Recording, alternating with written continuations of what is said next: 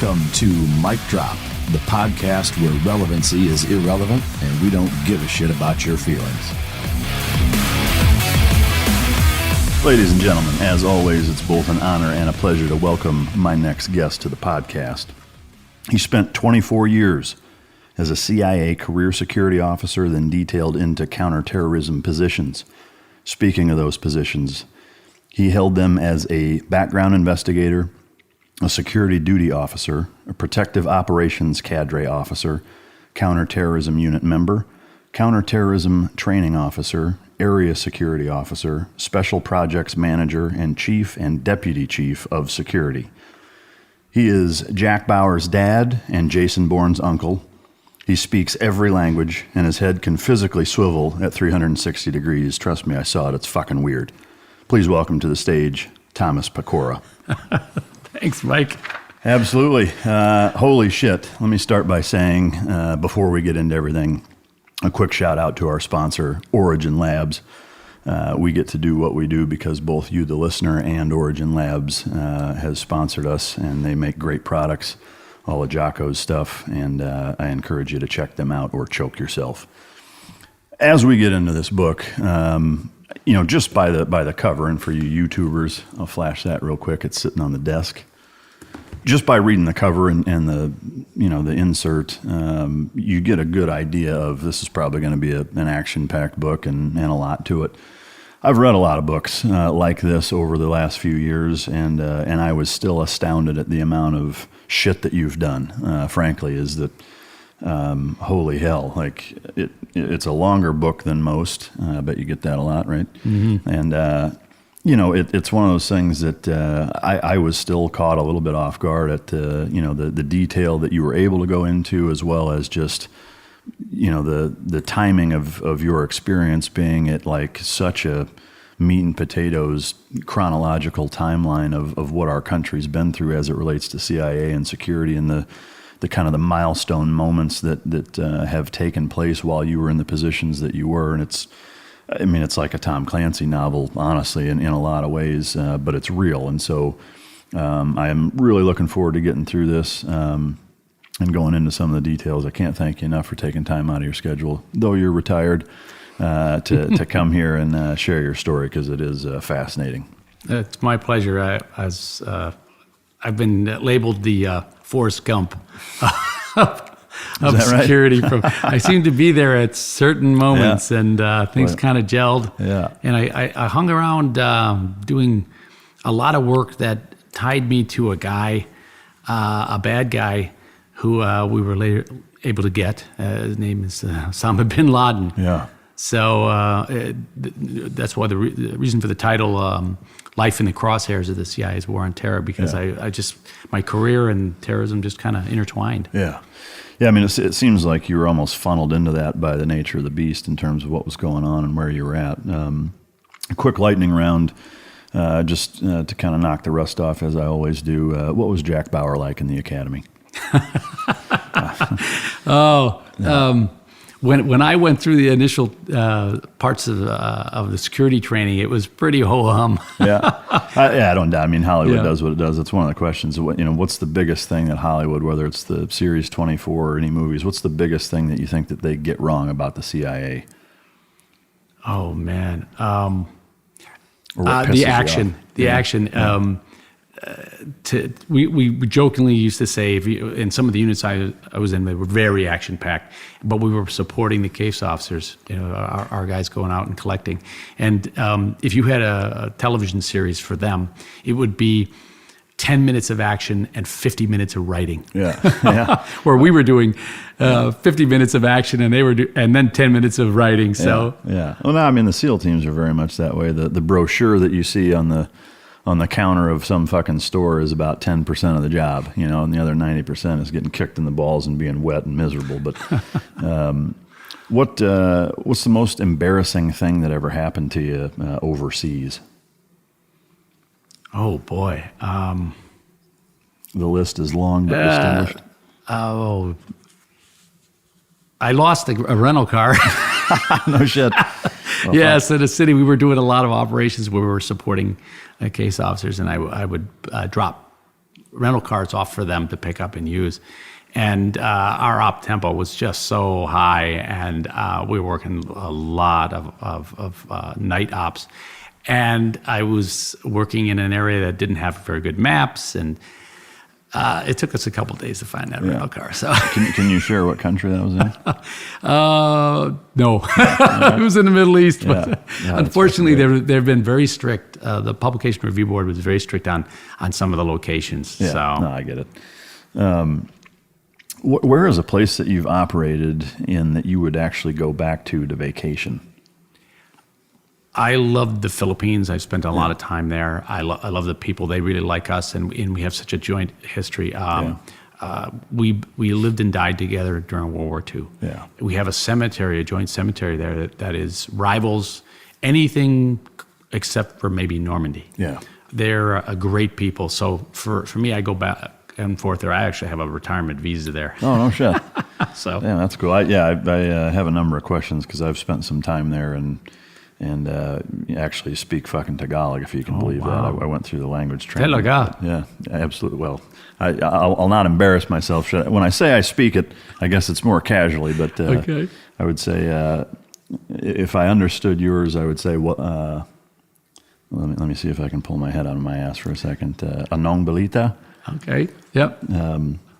Anyway, so I'm moving into, I guess we'll get into, or we will get into a number of questions on the Philippines with my experience there and all the stuff that you talked about. Some of the timelines actually coincide pretty tight, which is pretty interesting. So I'm looking forward to talking about that. But all right, so you get one gun for the rest of your life, and that's pistol, rifle, everything. You can only have one. What's it going to be, and what caliber? Because I love the history, I would go with the Browning high power. Really? Yeah, it's because it represents the agency carried the Browning high power for such a long time, and it was specifically chosen because it was a gun that could be used all over the world without a U.S. signature. Yeah, it was the first high capacity 9mm. And it was a great improvement over the 1911, and it was built by John Browning. So. Yeah, it's interesting that you'd go with a throwback as opposed to kind of the newer, sexier stuff. But I dig it. I like the tip of the cap to the old school. It's good shit. What's the proudest moment you've had for yourself operating? I think one of the biggest compliments I received was to be allowed in the inner circle when George W. Bush Jr. went to the Philippines. And I participated in working a fence line operation with him. Yeah. And I was within 7 feet of him carrying a gun. Yeah. And not being Secret Service. Yes. Yeah. And to have that level of respect from the Secret Service is pretty high praise. Yeah, no, that there's not a long list of people that fit into that category for sure. I am curious, logistically. I mean, I know a handful of Secret Service guys, but I typically don't shoot the shit with them in terms of like day-to-day operations. I am curious of what you can share. Obviously, that's an incredibly in-depth process to bring a president over. I've always wondered and again, I don't know if you can share this or not, but from a firearms standpoint, obviously every time a president goes somewhere, his crew is going to be armed, and I'm assuming significantly well. What's the from a customs / government clearance standpoint? Like, how the fuck does that work? It's a huge machine. It's very complicated. At the time, I was hooked in. And I was part of the support side. Security is always part of the support side. And part of my duties in Asia was to work with the airport security, to work with customs and immigration types. I also was locked in with the diplomatic crew and the diplomatic process. And that a lot of times worked, it's funny, through the defense attaché's office. And because a lot of the things we move in and out would be, of course, in the diplomatic pouches. And so coordinating diplomatic flight clearance, the diplomatic pouches, which that's why we move the guns in and out. Yeah. That's how we get past all those regulations. But you're still having to coordinate with the local government in such a way so that you don't make them feel like you're stepping over their toes. Yeah, because obviously there has to be a mutual understanding. I mean, say when not too long ago, I think it was either Bolton or I don't remember who it was. It was somebody higher up in the cabinet that went to Russia, I think. Like, obviously we're not going to go there without a crew ready to rock and roll if they need to, but they're probably not real keen on. Is it just kind of a mutual thing? Like when they come here, yeah, your guys can have guns, because I mean, when Putin or somebody like that has come to the States in the past, is there that mutual thing where we kind of give them the same courtesy? Or yes, yeah. And when it's not shown to us, it doesn't get reciprocated. Yeah. So are there times where it's not shown and our guys will still go there and they won't let them fucking carry? Yes. Really? There are some governments that have been problematic, not to mention any Pakistan. I wouldn't fucking go there. Yeah. I don't know. That's fucking amazing. The games that they've played, Yeah. I mean, that's astounding, especially Pakistan. Like, the amount of aid that we give them and such, I'd be like, all right, well, your fucking credit card's declined then. That's a diplomatic mess. Yeah, I don't doubt it. Biggest regret professionally? Oh boy, that's a tough one. I think for me, I didn't network as much as I think I should have. Mm-hmm. I was, because of my background, I was a high school and collegiate wrestler, and it's a very individual sport, and we're very, very, very mission focused. I think I think you understand from your background. You understand that. Yeah. And sometimes we forget about some of the niceties. And it's I got to take that hill, and I'm going to take the hill. And so I looking back, I missed some opportunities to include other people, and that would be it. Yeah, that's a good point for sure. Now that you're retired, what does your morning routine consist of when you're not traveling? You're just at home, and it's a normal day. Get up just after 7 and hit that coffee pot hard. You take it straight up, or you put anything in it? Oh, I'm a wimp coffee drinker. I got to have my cream and sugar, and then a little oatmeal, and then I start working on the paperwork. There's always paperwork between promoting this book and working on articles I write for LinkedIn for some professional protective operations elements. Like there's a magazine in England and a couple here in the States. So I work on that, and then I try to get in a workout, and then it's back to doing a little maintenance on the house. Yeah, this is my first house ever. Oh, man, that's crazy. So getting settled in has been interesting. Yeah, and then I coach wrestling in a club, and I also do help out at some of the high schools. Yeah, so. That's it's neat that you do that. I am curious about, from a workout standpoint and a nutrition standpoint, workout wise, having been a wrestler and a security professional for as long as you have, like that's just kind of hardwired. What type of workouts do you do, and is there a specific diet platform that you subscribe to? The workouts were more like bodybuilding workouts up until the last couple of years. Up until you realized you were getting older? Yeah, now I've got to do more full body workouts and less frequent. So I'm down to 2 days a week in the full body workouts. And wrestling has helped.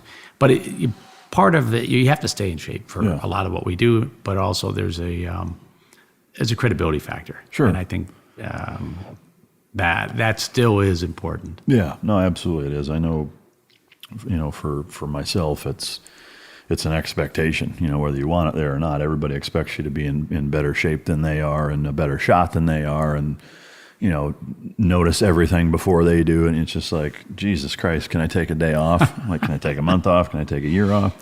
But yeah, I know where you're coming from there for sure.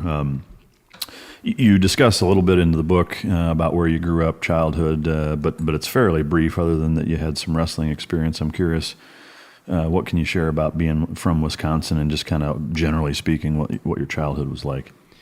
I was a voracious reader. I was an adventure reader. I was so Hardy Boys or what? Oh, Tarzan, James Bond, Conan the Barbarian. I mean, all that, and it truly shaped me. And somebody once recently asked me, what do you think about your career?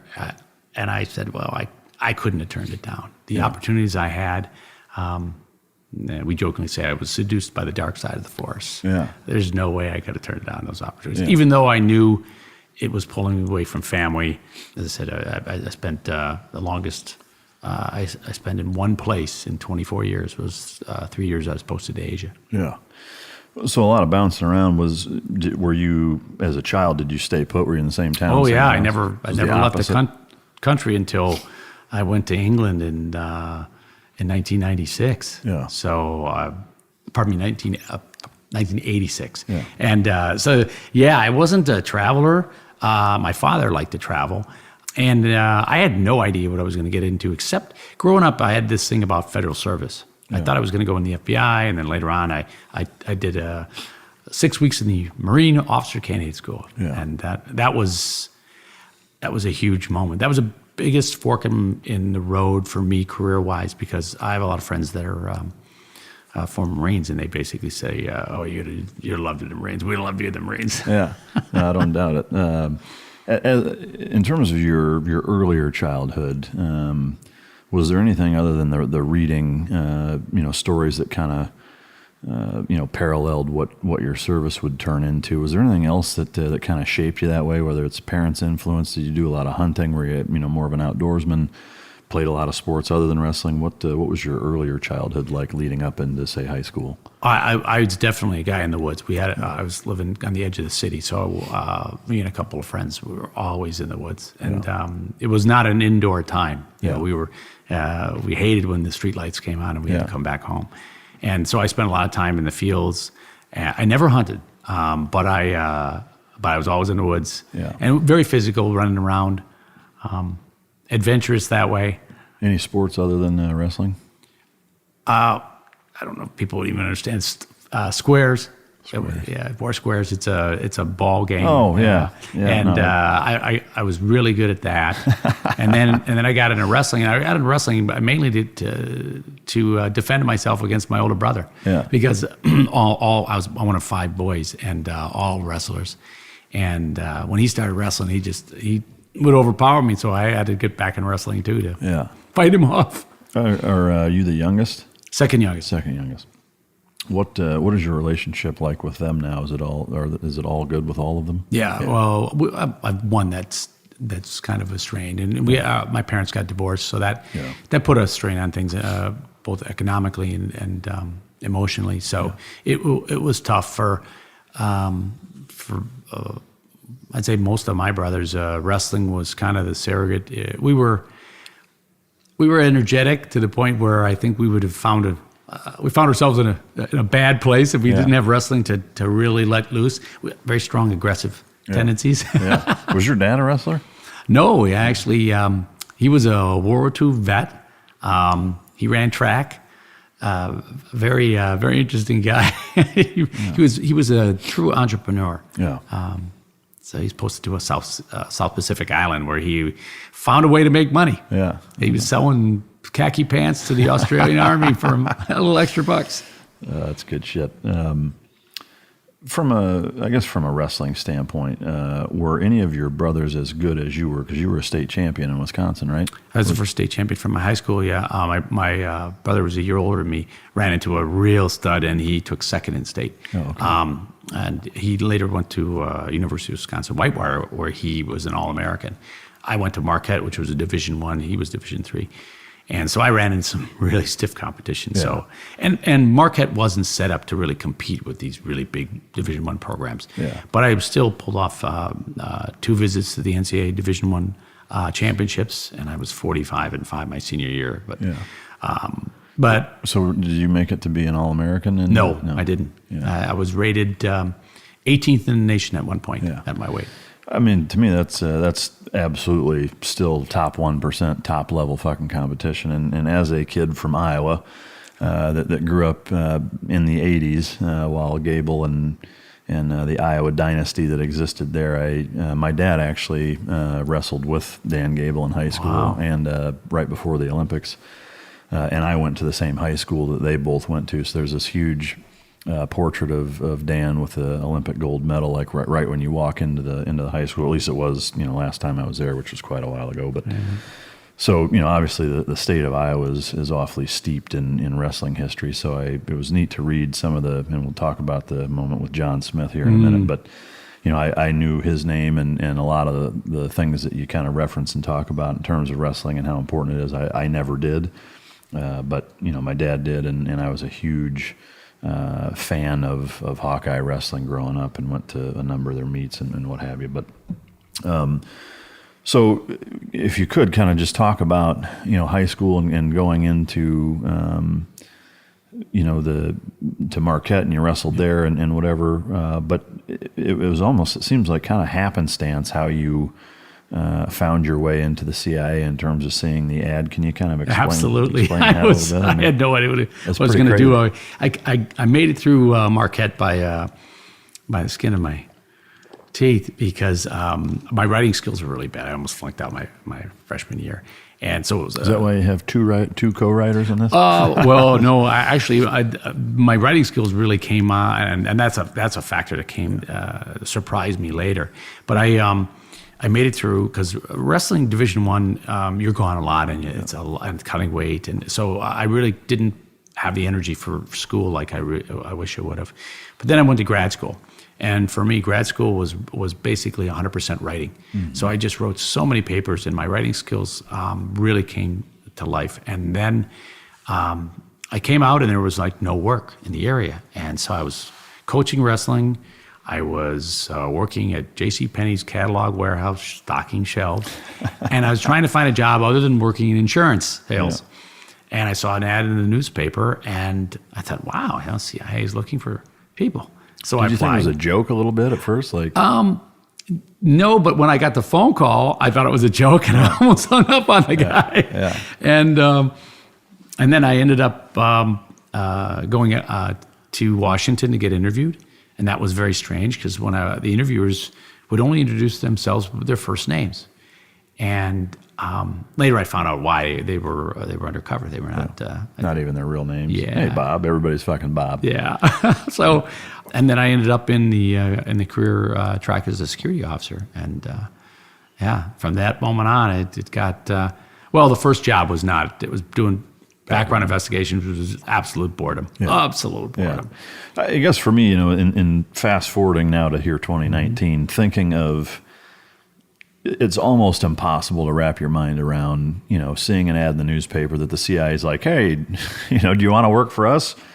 And applying and getting picked up that way. One of the things that, and this certainly isn't a dig, it's just, I found, again, a little surprising was, given your background or lack of background as it relates to that kind of stuff, that they would, say, hey, yeah, let's hire this guy and move him almost right into, the Spock position or training rather, which we'll get into. But, going like basically from a college kid to now you're going to be a CIA security professional with not really any in between. It's like, wait a minute, because nowadays it's like, everybody at any Elements got like, he was, a Ranger for 9 years, and then he, did, some of the mobile programs for a few years, and now he's a full badge guy or whatever, and trying not to use any of the specific terminology. Mm-hmm.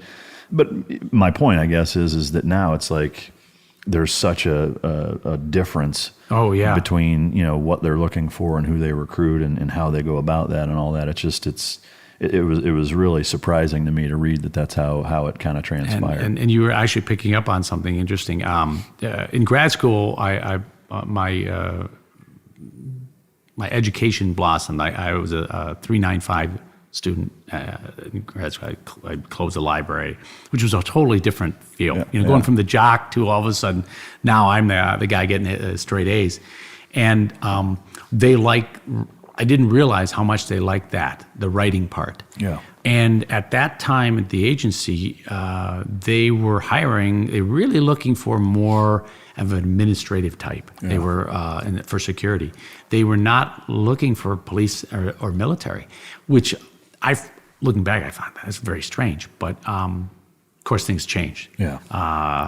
But that kind of what got me in, I think, was because of my GPA and my background in writing. And the strange part they told me when I first got in, we had all this orientation. Lots of other security officers, senior ones, would come and tell you, about the job, and they kept stressing the writing skills. And I kept thinking, I came here to work with guns and locks and alarms. Yeah. What's this writing stuff? Yeah. And I can tell you, I never would have climbed the ladder like I did, or been able to do some of the things I did without the writing skills. Because when you go into a war zone, it's chaos, and there is no administrative background.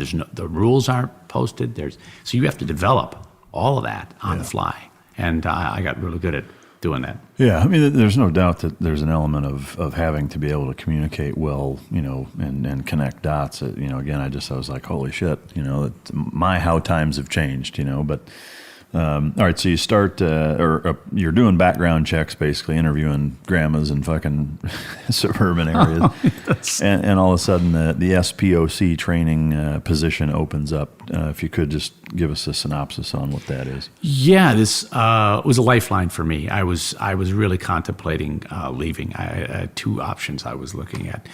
This is going to be funny. I actually there was a SEAL program that I was contemplating, and then I realized later that I don't swim and I can't stand cold water. That wouldn't work. You're in. And then I was contemplating going into wrestling, basically dropping out and doing wrestling again, and competing at the Olympic trials and such. But the SPOC came up, which is the Special Protective Operations course. It was the first running of a new element, and it was a brand new course. And I thought, wow, this sounds really interesting. It's overseas protection work, and so they flew a bunch of us in, and some of the training people that we had were outstanding. We had a world-class pistol shooter competitor who's Marine Force Recon, and then we had a Special Forces. Oh, actually, he was Delta Force. Yeah. He was on Desert One. Yeah, he was one of the instructors, and we had such a unique bunch, and it was an amazing experience. And for me, it was it opened up a whole new world. Yeah, and how long was that training? That was 6 weeks. 6 weeks. So I mean, again, the first thing that kind of pops out in my mind is, 6 weeks is still not a real long time to go from when I look at going, through your track record and going through that, and then you find yourself in Somalia not long later. Mm-hmm. Was there a little bit of like, holy shit, what did I get myself into when you got there? Or? Oh yeah, you're right. 6 weeks is not that much. I had some training before on firearms, but not to that level. And it was a 357, right? It was probably absolutely. That was the other thing. I was like, you got to be fucking kidding me. Like you're dealing in a 357 mag wheel gun. Which I noticed the book is 357 pages. I'm assuming that's a coincidence, but just a coincidence. I found it to be funny, I guess. But the fact is, again, like we shot a Smith & Wesson 686 more as like a fam shoot, and we would carry it. I will say sometimes with heavy air quotes. Diving, it was a good diving gun because it could be submerged for hours and pull up and use it right away. But that by no means was something that we considered as a primary weapon system. And it's just again, I'm like, Jesus Christ, they're teaching these guys to shoot wheel guns as their primary, basically. But then the special or the SPOC training rather. Now you're getting into 9mm semi-autos and 5.56 ARs or M4s and shotguns and stuff like that. If you could just kind of talk about what that training actually entailed, if you can. I don't know. That it was focused on weapons fundamentals and team coordination, and we did a lot of work on surveillance and surveillance detection and counter-surveillance. And that's a huge part of the protection mindset. And a lot of I'd say a huge part of what we got was from the Secret Service. But to give you an idea, the concept of the iron box, which is guys with guns and armored cars, that was the prevailing way to do protection up until the 70s, early 80s, when there was an attack on a German banker named Herrhausen. And he had a GSG-9, former GSG-9, which is their German equivalent of a spec op unit. It was the vehicle explosion one. Yes, right? Yeah. And he had the best armored Mercedes in the business, and the terrorists killed him with a pipe. Well, it was a platter charge, basically, a small bomb on the back of a bike that they placed. And after that event, people in the business realized that guys with guns and cars are not enough. We have to find the weakness in the bad guys' operating procedures. So they really focused on surveillance because that's their weakness. They have to surveil you. So we got a lot of training on that. And the other part of our training was working in the lowest profile possible, not giving out a signature as a protection detail. Yeah. We wanted to be in the stealth mode. Mm-hmm. You can't shoot what you don't see. Yeah. So, all right, so you spend 6 weeks doing that. One of the things, or another thing that kind of surprised me was that wasn't a primary gig, basically, is that you went through this training and then went back to your deal, and they're like, yeah, we'll call you when we need you. Yes. Which, again, to me, like, if I'm running, that program, I would absolutely dedicate guys full-time and put them through more training. But while you're waiting, and I remember when this happened, there was a gate attack with an extremist and an AK-47. Yeah. In fact, I was in or near D.C. at that time, if I remember right. And that had to be a bit of a slap in the face, right?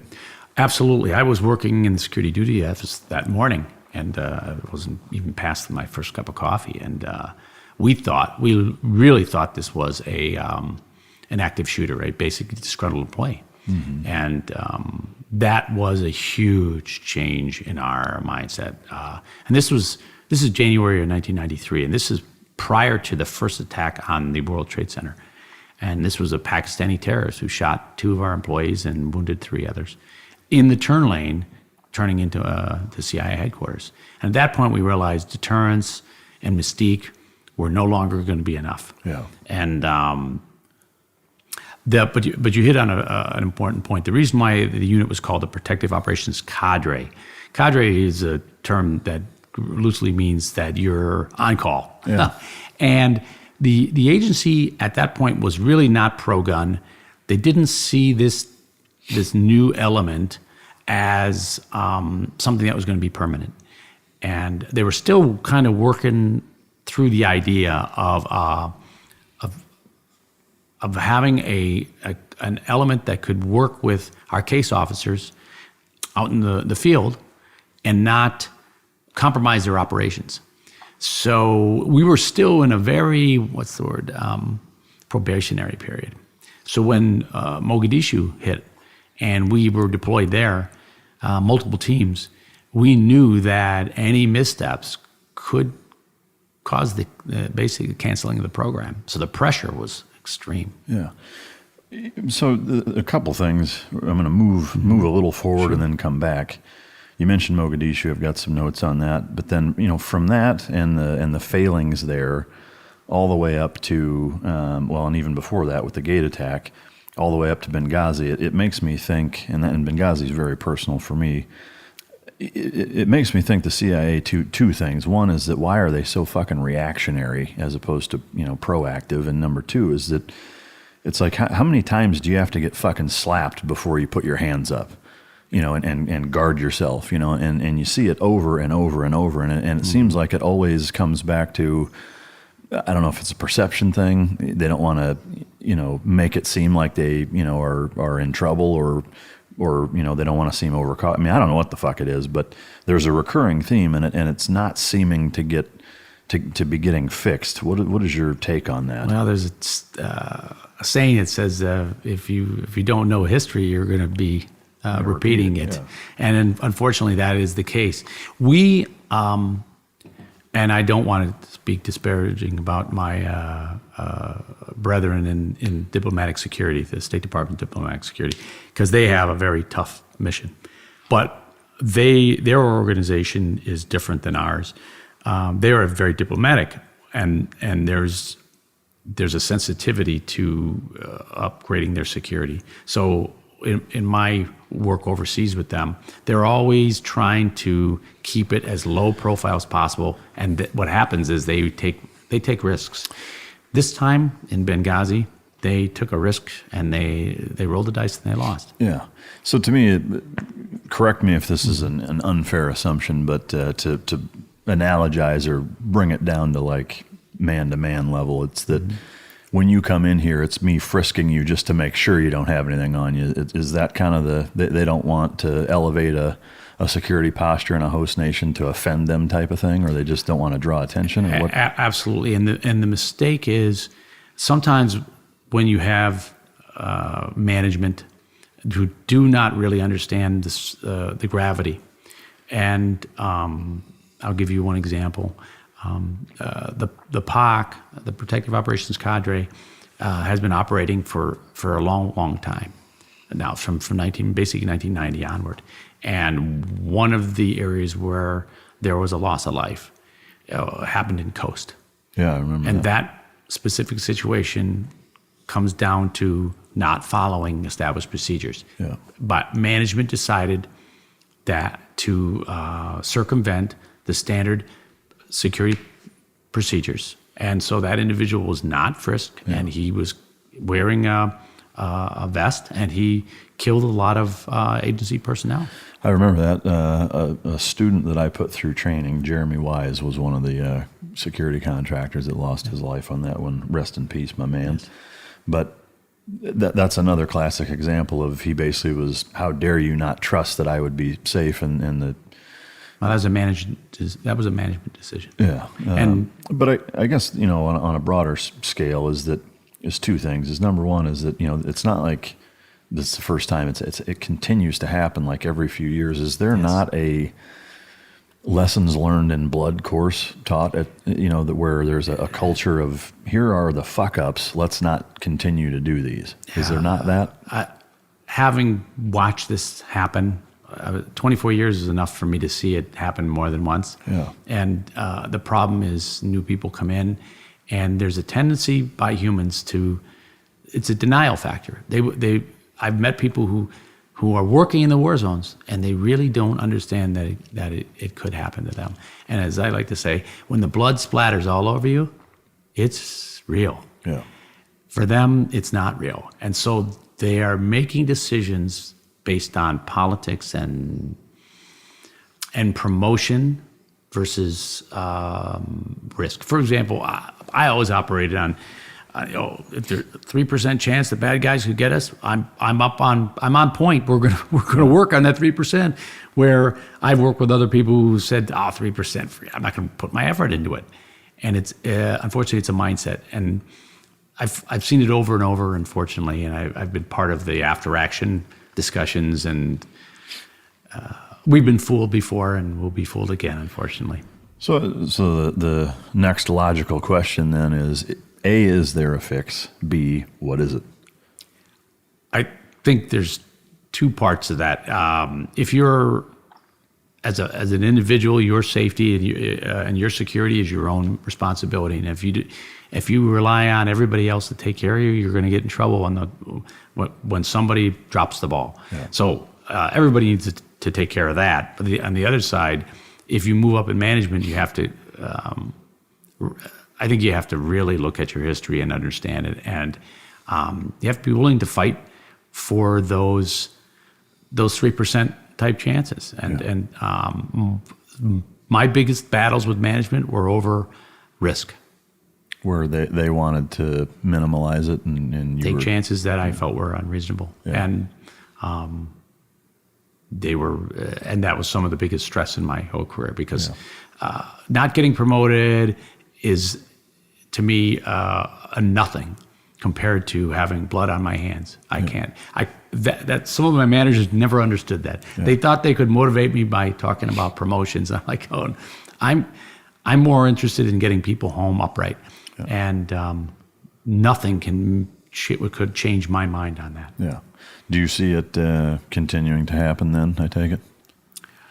Yes. One of the things I notice is the longer a conflict goes on, the more weary we get. Yeah. And management, what you'll end up with is some good people will start to rotate in. And then later on, all the good people have rotated in multiple times. And then you start getting people who are not so qualified and people who have the wrong motivation. You saw a lot of that, in similar circles, but with, early on post 9/11 and 2003, when Iraq kicked off, by 04, 05, contracting in full swing, but the contractors are, 10-year fucking soft veterans, CAG, whatever, $1,200 a day, $1,500 a day, whatever. And 4 years later, now there's 40 other fucking companies that are hiring reservist beat cops, at $350 a day because they just, Park rangers. Yeah, no offense to the park rangers, love them. But they, they're hiring people that really, frankly, don't have the training or the business being in the position that they're in, because they'll take less money and they can get a contract, and it's just an evil fucking cycle. But we could probably spend the rest of the time bitching about that. So, True. After this attack, you do find yourself in Somalia. The balloon goes up, and it's your first gig. What I'm most curious about, and we'll talk about, the Black Hawk Down version right after you left there, but what was your mentality like? Was, pucker factor wise, and just kind of where was your head at when you first boots on the ground, like, shit, I'm actually doing this now? That's a great question, and I'm going to give you two sides to it. There was, I received some good briefings. I worked with some really good people who had been there before. One of my friends, Bill Stone, is one of the few true named guys in the book. I had to change the names, but he had been there before. He's a former service Marine, and he got our team really up to speed on things. And we made some serious mental preparations to make it back. We were going to make it back from this tour. But on the other side, I just that year, I had lost my grandmother and my mother. Yeah. So going into a war zone when you've already lost two of your family members, and I almost lost my life in this during an incident there. Looking back, that's pretty crazy. That would have been a really devastating thing for the family, but you don't think about that at the time. We walked into a situation where it wasn't that bad when we first got there, but it drastically went south to the point where nobody else was on the road. The warlord Farah Aidid was an asset previously, and then he got himself in some trouble and he became the enemy of the humanitarian mission. Sounds like somebody from Al Qaeda. Yeah, and so. He knew how we operated, and he was specifically targeting us. Yeah. And we were one of the few groups that's still on the road. Most of the military has stopped really running the roads, but we had to do that for our mission. And the threat level just was. It got to the point where it was no longer a case of if we'll get hit, it's just when. Yeah. Well, and there was a when, right? And yes. That, you get ambushed, essentially, real close call, and where some of the rounds hit and deflected and missed you, but one of your team members was not so fortunate. I am curious, again, from a mentality standpoint. I know I trained for years before, I was ever in a position where it was for real. Years, not 6 weeks and waiting. I mean, fucking years. And granted, I was still pretty young. I was in my early 20s, but I know that the change that took place for me when, the first time we ever took a guy's life and we're getting shot at and rounds are, snapping right fucking next to you and hitting, the dash of the vehicle you're driving and shit like that, that changes you forever. What kind of impact did that have on you now moving forward once you'd experienced almost losing a brother of yours and going through all that? It's a life-changing event. You can't be in denial about bad things can happen to you. There was a moment when we first started taking rounds. I had some of the classic under stress psychological changes. I did not hear any of the loud booming. I heard the focused in to the tink, tink, tink of the metal of the car being penetrated. And I was counting the rounds as they were going through. And this was actually simultaneously as while I'm yelling to our protectee, get down. And then I was getting real technical on the driving advice to Bill, who was driving. I go, go, go, Bill. Real technical stuff. But then we were getting hit on the right side. Then there was a lull. And it's like, oh, we made it. And then we started taking rounds from the left. And that's when the horror of, we're not going to make it. This is it. And so that was a huge change. And for me, I mean, it changed my life in terms of post-traumatic stuff that came out of that and that I had to deal with for the rest of my career. Mainly undercover. We weren't allowed to really go see. If you went to see somebody in the mental health field back then, it would have a negative impact on your career. Yeah. So we had to just suck it up. Yeah. I mean, it still does to a large extent, I think. Not as bad, but for sure it's still a bit of a black sheep scenario, and that's why so many people just bury it. But so you end up, I mean, essentially saving the guy's life that gets shot. You're packing the fucking wound while you guys are getting out of there, and obviously a life-changing experience. But what I found, kind of frustrating to read was that you guys left, I mean, basically right before the Black Hawk Down scenario. And there's a recurring theme, whether it's in, the examples in Bosnia or parts of Iraq or Afghanistan, Pakistan region, where there's a disconnect in terms of you got 18, 19-year-old military kids that, and I say kids not out of disrespect, I was one of them, but that really are fucking children, that don't have the level of training, that don't have the level of situational awareness, that don't have the skill set required to be operating and being put in a lot of positions they're being put in. And you found yourself, trying to advise these guys before you left, and then, to talk about the frustrations of leaving, and then not long after Black Hawk Down happens.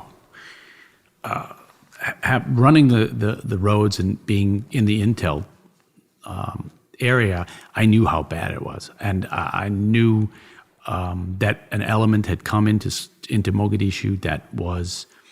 We found out later was Bin Laden had sent some guys, and these guys were very capable. In fact, I'll give you an example. The Somalis couldn't hit the broadside of the barn with a mortar, and they were so cotted up that during the day that at 9 o'clock at night it was over. There was no activity during the night.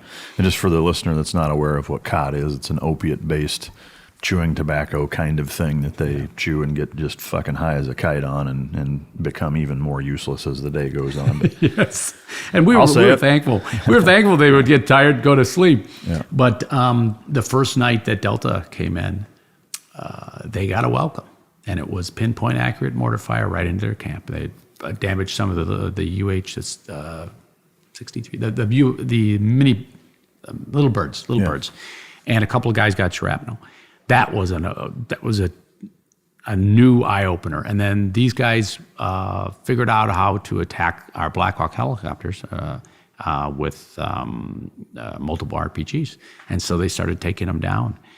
And the threat reporting wasn't being received correctly. Well, some of it wasn't actually going back. I know that for a fact. And that was something that I ended up getting involved in when I came back,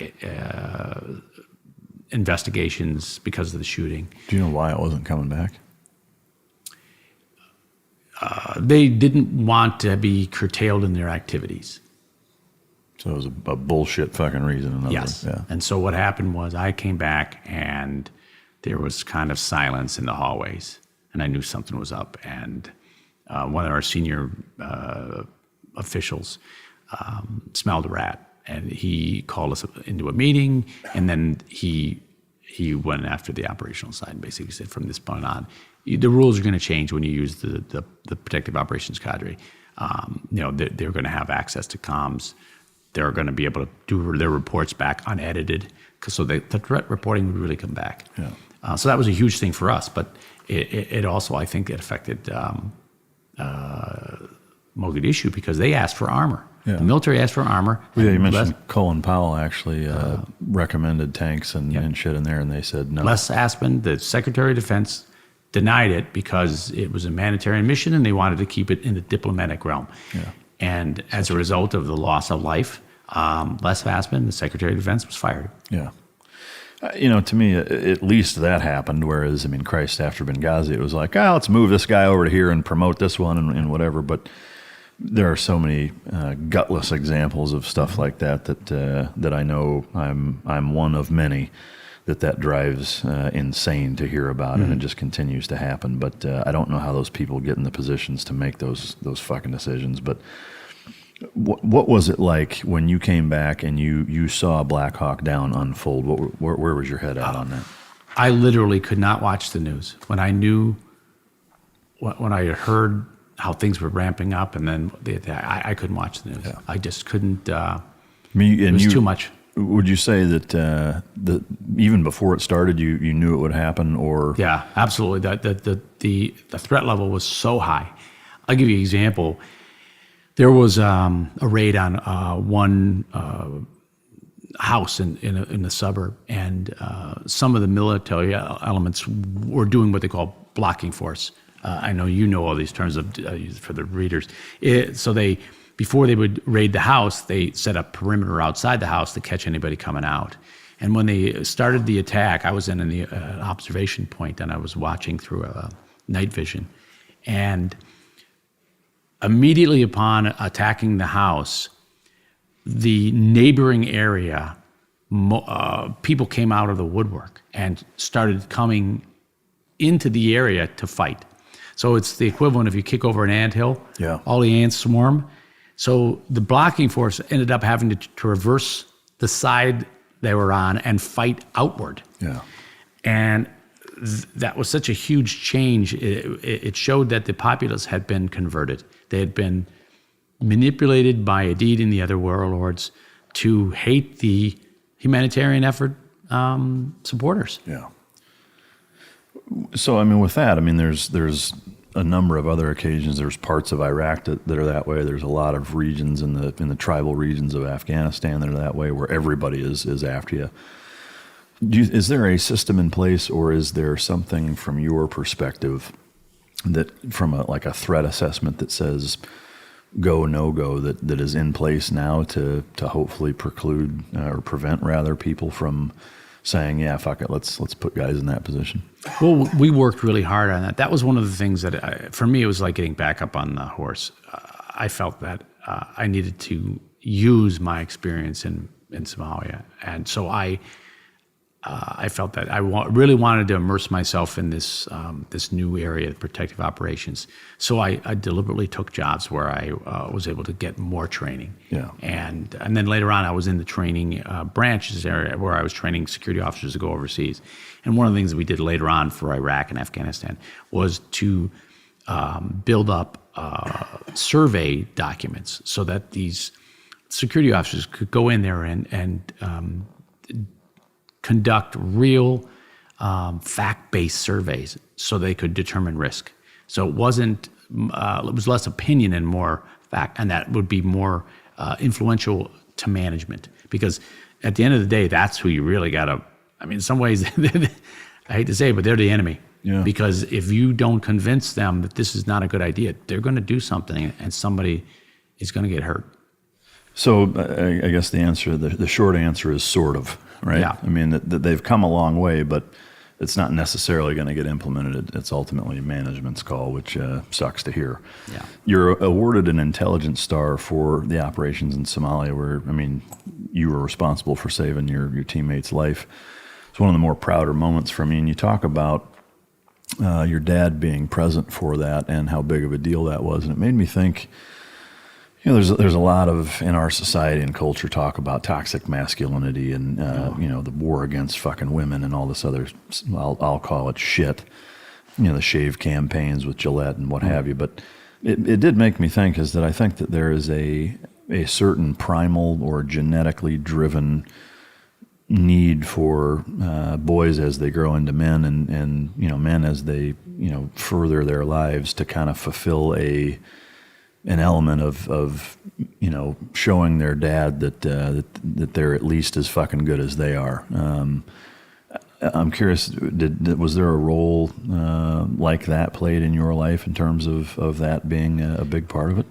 Well, my dad was a World War II vet, and that generation is amazing. And they came back and really came from nowhere. He had nothing coming back. I don't think there was much of a GI Bill back then. Mm-hmm. So there was that factor. There was also the factor that he had never seen anything concrete to show that I actually worked for the CIA. Yeah. So having you thought you were a male porn star. No. He was proud of what I did, but all he ever saw was like me doing background investigations and things like that, which is not it. Never saw the sexy stuff. Then to be invited in to the actual headquarters building and see the CO and then go to the award ceremony. Yeah. That was a great moment for me. And it really made me feel that I'd found my niche. Yeah. To me, it's a touching moment in the book because again, I think any fucking man out there, there's an itch that needs to be scratched to a certain extent with most men and their fathers of wanting to make them proud, and it was neat to see that he was able to be there for it. From there, you go to CTU, which most people are aware of from the Series 24.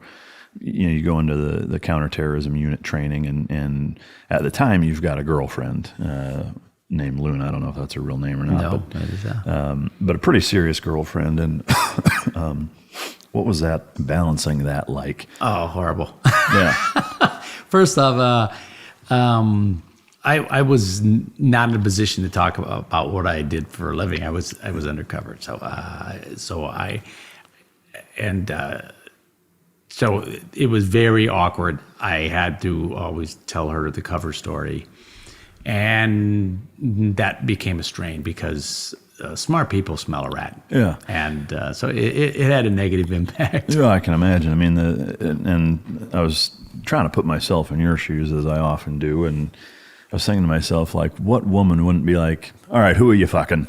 Where are you really going? Yeah. Like, how long is that going to last before they're just like, if you're not going to fucking be honest with me, then I'm out of here, which is essentially what happened. But, the whole lying through a mission thing and the impact that has on personal life, it seems like it's kind of a necessary evil. Yes. Is that the best way to go about it, do you think? Or is there maybe a better way to balance that? Because that's a huge ask, of people. You're basically saying, hey, fuck you.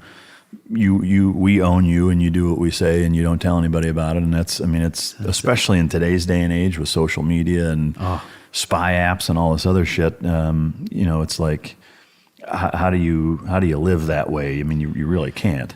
It's a sacrifice, and you have to accept it as or get out.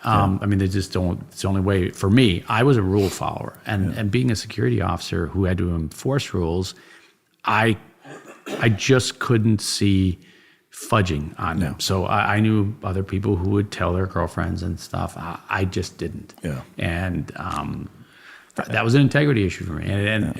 And it was painful, and it ended up basically killing off more than a few relationships. Yeah. And the job, there's a lot of sacrifices in the job. And I look at it this way, you either accept them or you change. Yeah. And there's nothing wrong with changing, moving on to a different job. Yeah. I am curious. I mean, to me, again, in today's day and age, I almost think we live in a society where if you were one of those guys that was like, hey, I'll level with you, I'm with the CIA, they'd be like, oh, for fuck's sake, you're really going to go with that? Like most of them, I wouldn't even think would believe you.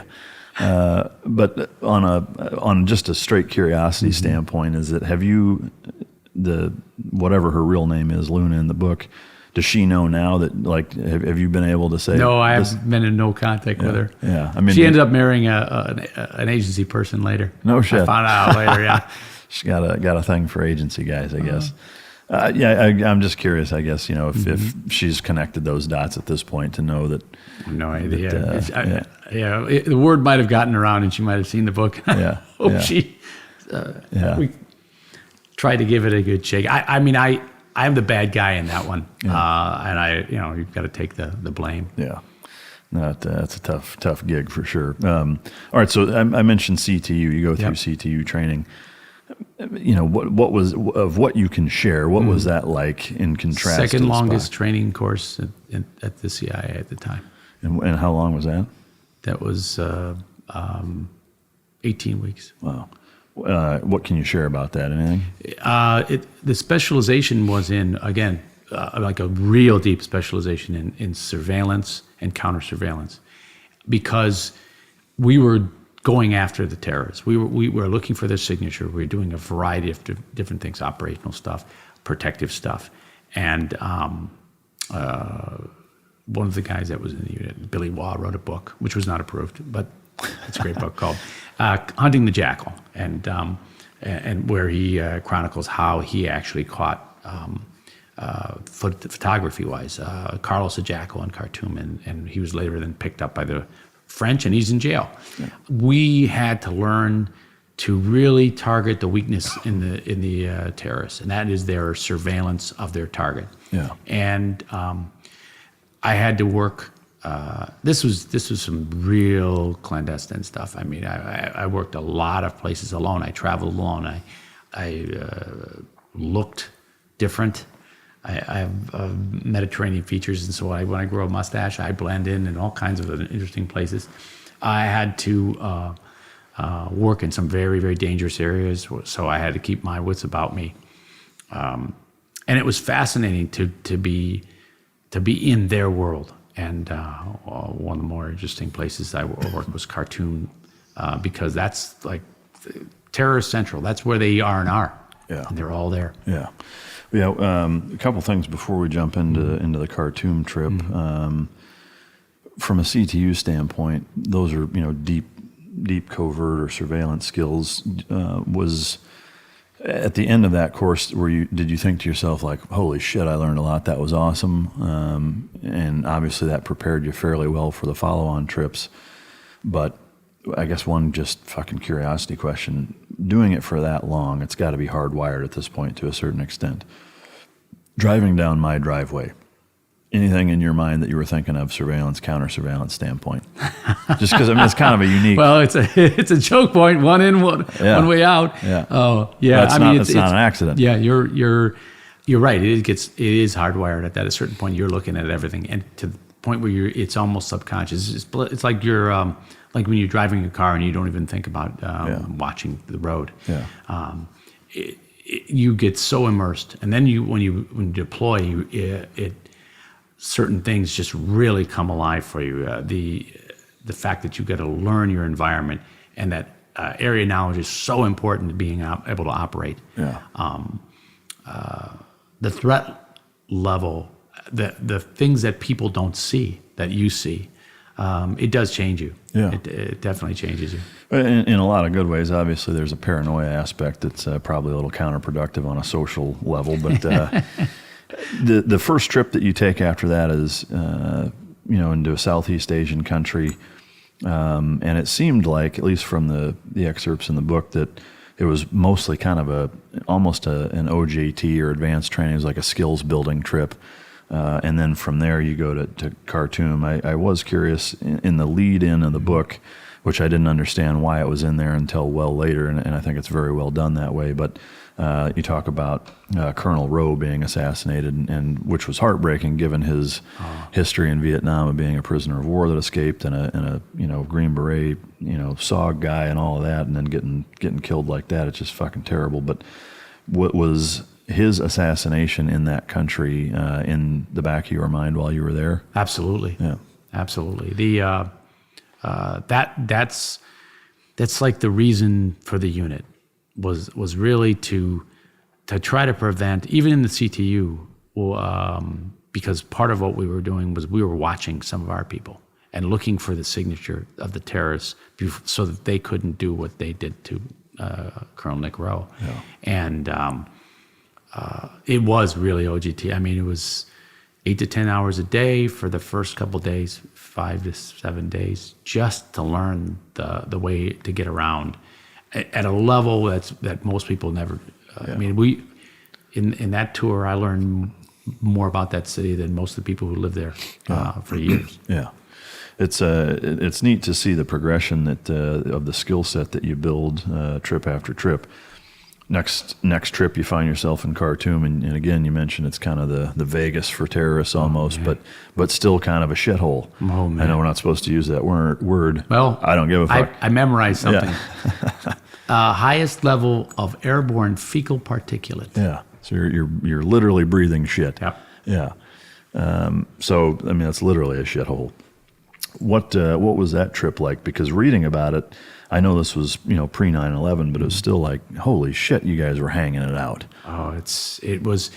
I have to say, it was even in some ways scarier than Somalia. Yeah. Because I wrote a paper about Abu Nidal when I was in college because I was interested in terrorism. But to be in the same city with him and his organization, and knowing that these guys, we were tasty morsels. And the only thing that was stopping them from really going after us was the diplomatic pressure the U.S. was having on Sudan. And at a certain point, they just decided, the heck with that, and they started to do dry runs. And at that point, we were not prepared. We didn't have anything other than pistols. We had no armored cars. We were really vulnerable. And when they would start doing these dry runs, you don't know if it's a dry run or not. Yeah. So... Well, yeah, wow. I mean, to me, the point you made on Somalia is that, in some ways it was scary, which to me, it would be far more terrifying in that Somalia, it was more face value, but you had the cavalry there. You had weapons, you had, assets, et cetera. Here, it's like you're by yourself out in the middle of fucking nowhere with, no backup. I mean, you're on your own. And there seems to be, and correct me if I'm wrong in assuming this, but there seems to be a little bit of a paradigm shift in your mentality, specifically on that trip, as it relates to the mentality of the people you're combating. And it seems like it happened on this. I want to read a quote from the book that I found really unique and apt. We were fighting fire with fire, and as much as I hate to say this, sometimes that's exactly what it takes. The only way to defeat these types of terrorist groups was to become as ruthless as they are. To me, most Americans don't fucking get that, especially, and I'll call it out when I see it. There's plenty of times where right-wing people are need to be called out as well. But the softer, more liberal beta type of individuals that want to give everybody a fucking shot and think that everybody has good intentions, and the reality of it is that some of them just don't. And there's no way around that. Was it that trip that kind of solidified that for you, or was it?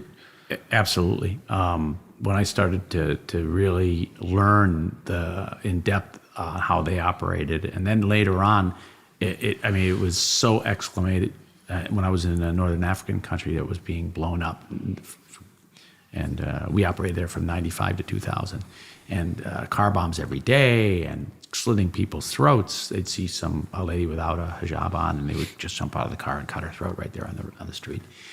And then going into villages and slaughtering them in the middle of the night and leaving their bodies. The horror and the terror that they were trying to instill, you're not going to do that with some administrative law.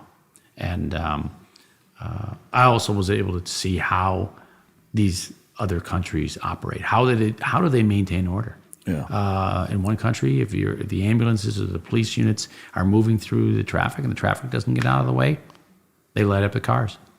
And, no shit. Yeah. There's no play. They just start firing at them. They just shoot them up. Holy hell. And so, that disparity between those societies and cultures and ours, there is no mixing of those. And I think that's where so many people fail to realize that, whether it's immigration aspects from some of these countries. I mean, that's been my biggest concern with it is if you've not been to these places and you don't realize the mentality, the culture, that's no different than what it is here. It's as hardwired as all the things that are culturally American here, that those things just don't fucking interact, and there's no way to make them get along, books like these are great. I think everybody in this country ought to read it. But, from your perspective, how do you make people understand that other than what you're already doing? Is there any fix to that? Well, since I retired, I got involved in a little bit of work with some charities. I went down to Haiti to help with a clinic, and I started digging into the success the U.S. has had in raising the poverty level, raising people, getting them higher and higher. And that was mainly our parents' generation. They did that. But they're at the point now where we really can't raise it any higher because of the security situation. In some of these countries where there is no rule of law, if a family has a father that dies and he's no longer there and there's no rule of law, anybody who comes along can kick the whole family out of the house. And that happens all over the world. And they go, and now you've got a family that was not in poverty and now is. And that's just one example of the requirement for security. And when you have countries that are used to having no rule of law and you pull them into a country with rule of law, it's not in their culture. Yeah. And they're going to do whatever the fuck they want. Yes. Yeah. And they'll find our country soft. So, for most of the people that are listening to this, from our experience, generally have a pretty similar opinion, although there's plenty that don't. It's a pretty wide-ranging variety of listeners. But how do you make America understand that from an immigration standpoint? Because it's not just Middle East. I mean, there's plenty of Central, South, and even parts of North American culture, i.e. Mexico, that have elements of that type of lawlessness, brutality, primal culture that exists that just completely fucking contradicts our way of life. How do you? Well, they don't. All they have to do is look at how other countries deal with this, and they'll find that other countries do not have open borders. Yeah. For example, in Thailand, if you're involved in something remotely related to a crime, there's no rule of law that says they have to prove it. If they feel you may have committed a crime, they can march you to the airport and launch you out. And that is, in fact, that's an accepted policy. Yeah. If you're found traveling without identification, you will be arrested. They're very strict on who they let in the country as a tourist, much less an immigrant. Trying to get an immigrant status in a lot of these countries is extremely difficult. They will not allow anybody in their countries that do not provide an unusual service. In other words, they're not going to let you come in and take some of their citizens' jobs. Yeah. And if they just looked at how the rest of the world operates, they would soon understand this. Now, the other part of this is there is no reason for us to take risks with groups like, for example, Syria is a perfect incident that's been happening. Syrians, there are such a lack of documentation. We don't know who they are, and there's such a high percentage of these individuals that have been involved in some pretty scary stuff. We're taking a huge risk letting battle-aged individuals come into this country without any vetting. Yeah. Other countries don't do that. Well, I guess first, why does it seem like at least half of our government elected officials don't seem to fucking get that? How do I'm continually perplexed, whether it's guns and not asking people who carry a gun for a living their opinion, whether it's, stuff with gun legislation or whatever. You've got people who, unfortunately for us, are in elected positions of power that have absolutely no fucking clue about the things that they're making laws, and not just making laws, but on their soapbox screaming about how unjust the absence of a law is or what have you, and they're fucking clueless. We'll leave guns out of it for now, given your background from an immigration standpoint. Why is there such a disconnect politically with our, and I'm not going to call them leaders, I'll call them elected officials, and that threat of immigration policy? Oh, I've protected groups from the House Select Committee on Intelligence, the Senate Select Committee on Intelligence. So I've had, you name the pedigree, in vehicles where I provided security briefings and then had to sit there and then they would go about their business talking. And I can tell you, there's a bad element that we've allowed to be elected, and they are not representing us. And until we take back that part of it, until we start not only electing the right people, but forcing them to do what we want them to do, and not what they want to do, we're going to be in trouble. And that goes back to you get the government you deserve. If we're not electing the right people, or if we do elect them and they don't do what we want them to do, we don't get them unelected. They're going to just do what they want to do. And I think they're. I'll give you an example of the Mexican border.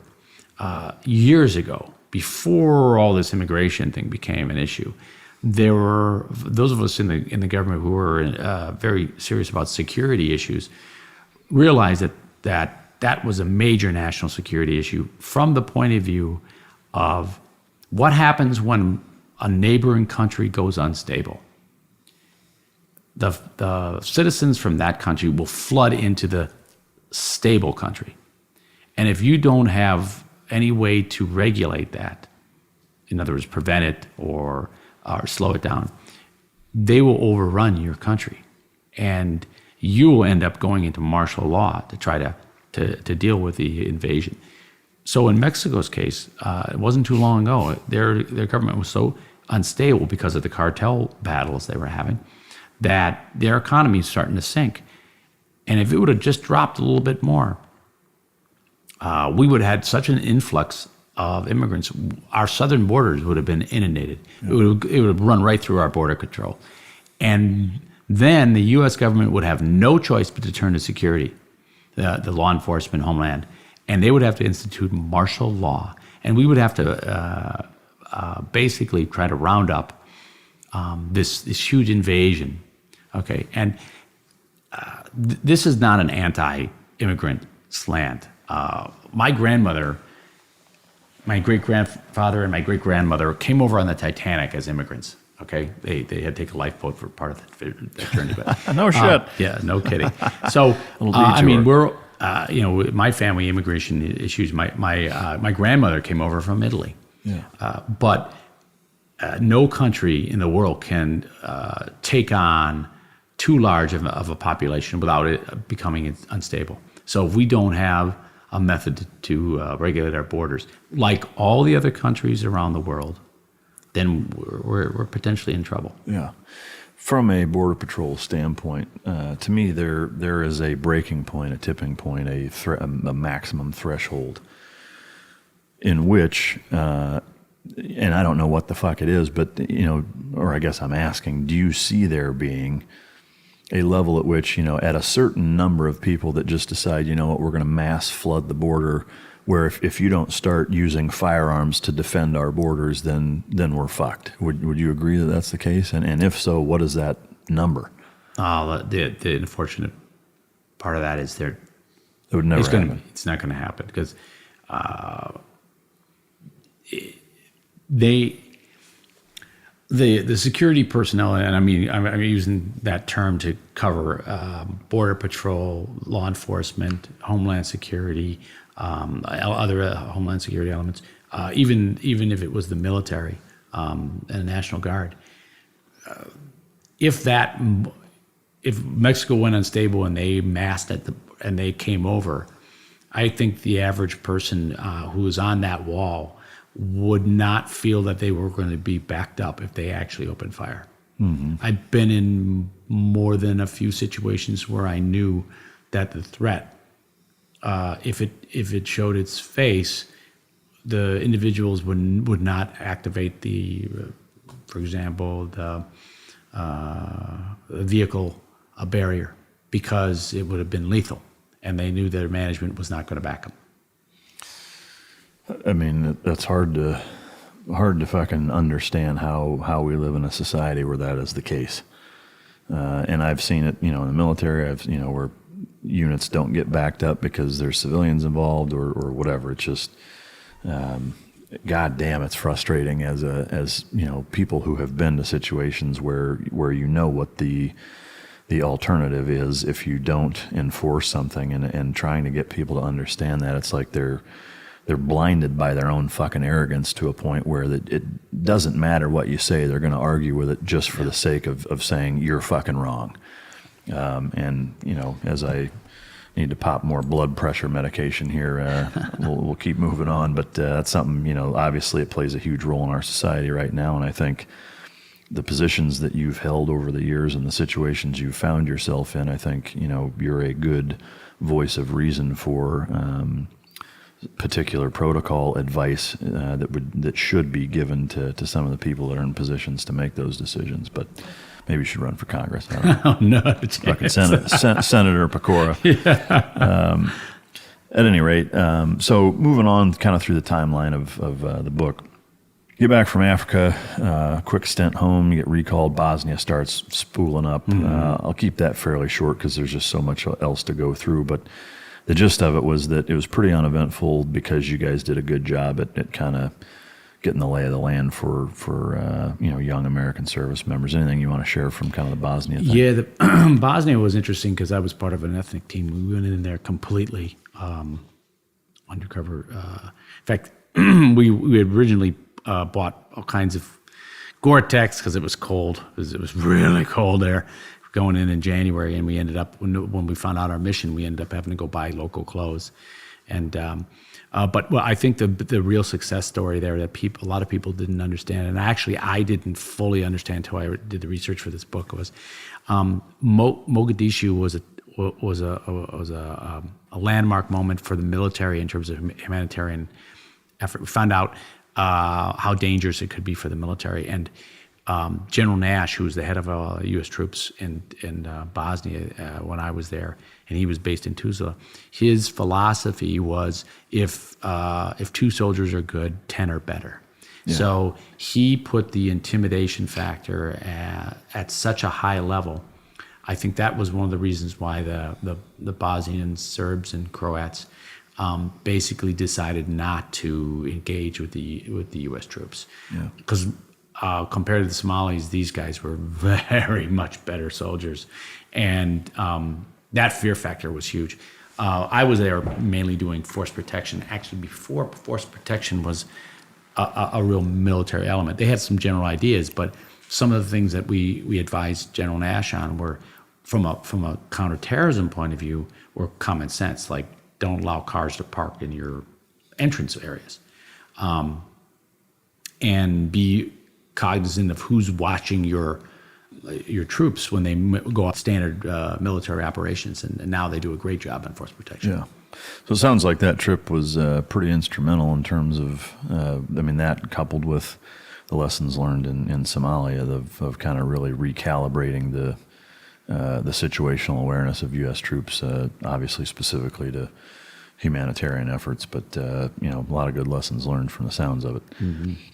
So you come back, you kind of do, some in and out rotating out of CTU, and you're getting ready to get back at it, and a full-blown fucking Jerry Springer moment. You find out you have a daughter that you didn't know about. If you could just speak to that a little bit. Well, I ended up after college, I went to England to be a bartender. Well, I was a work exchange program, and I ended up in bartending.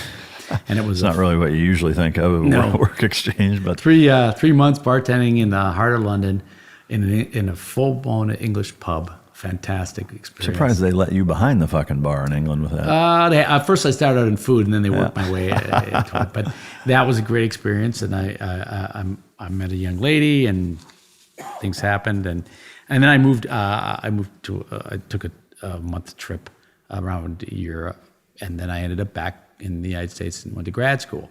And then years later, I got a phone call and found it was a big change. And I'll tell you one of the things that struck me. It's a very strange thing. I thought to myself, I would have liked to have had that knowledge that I had a child when I was in some of those bad places. The idea that there was something to live for. Yeah. Or something to be a little more careful about.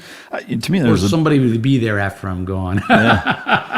I will say this, having done it before and after children, there's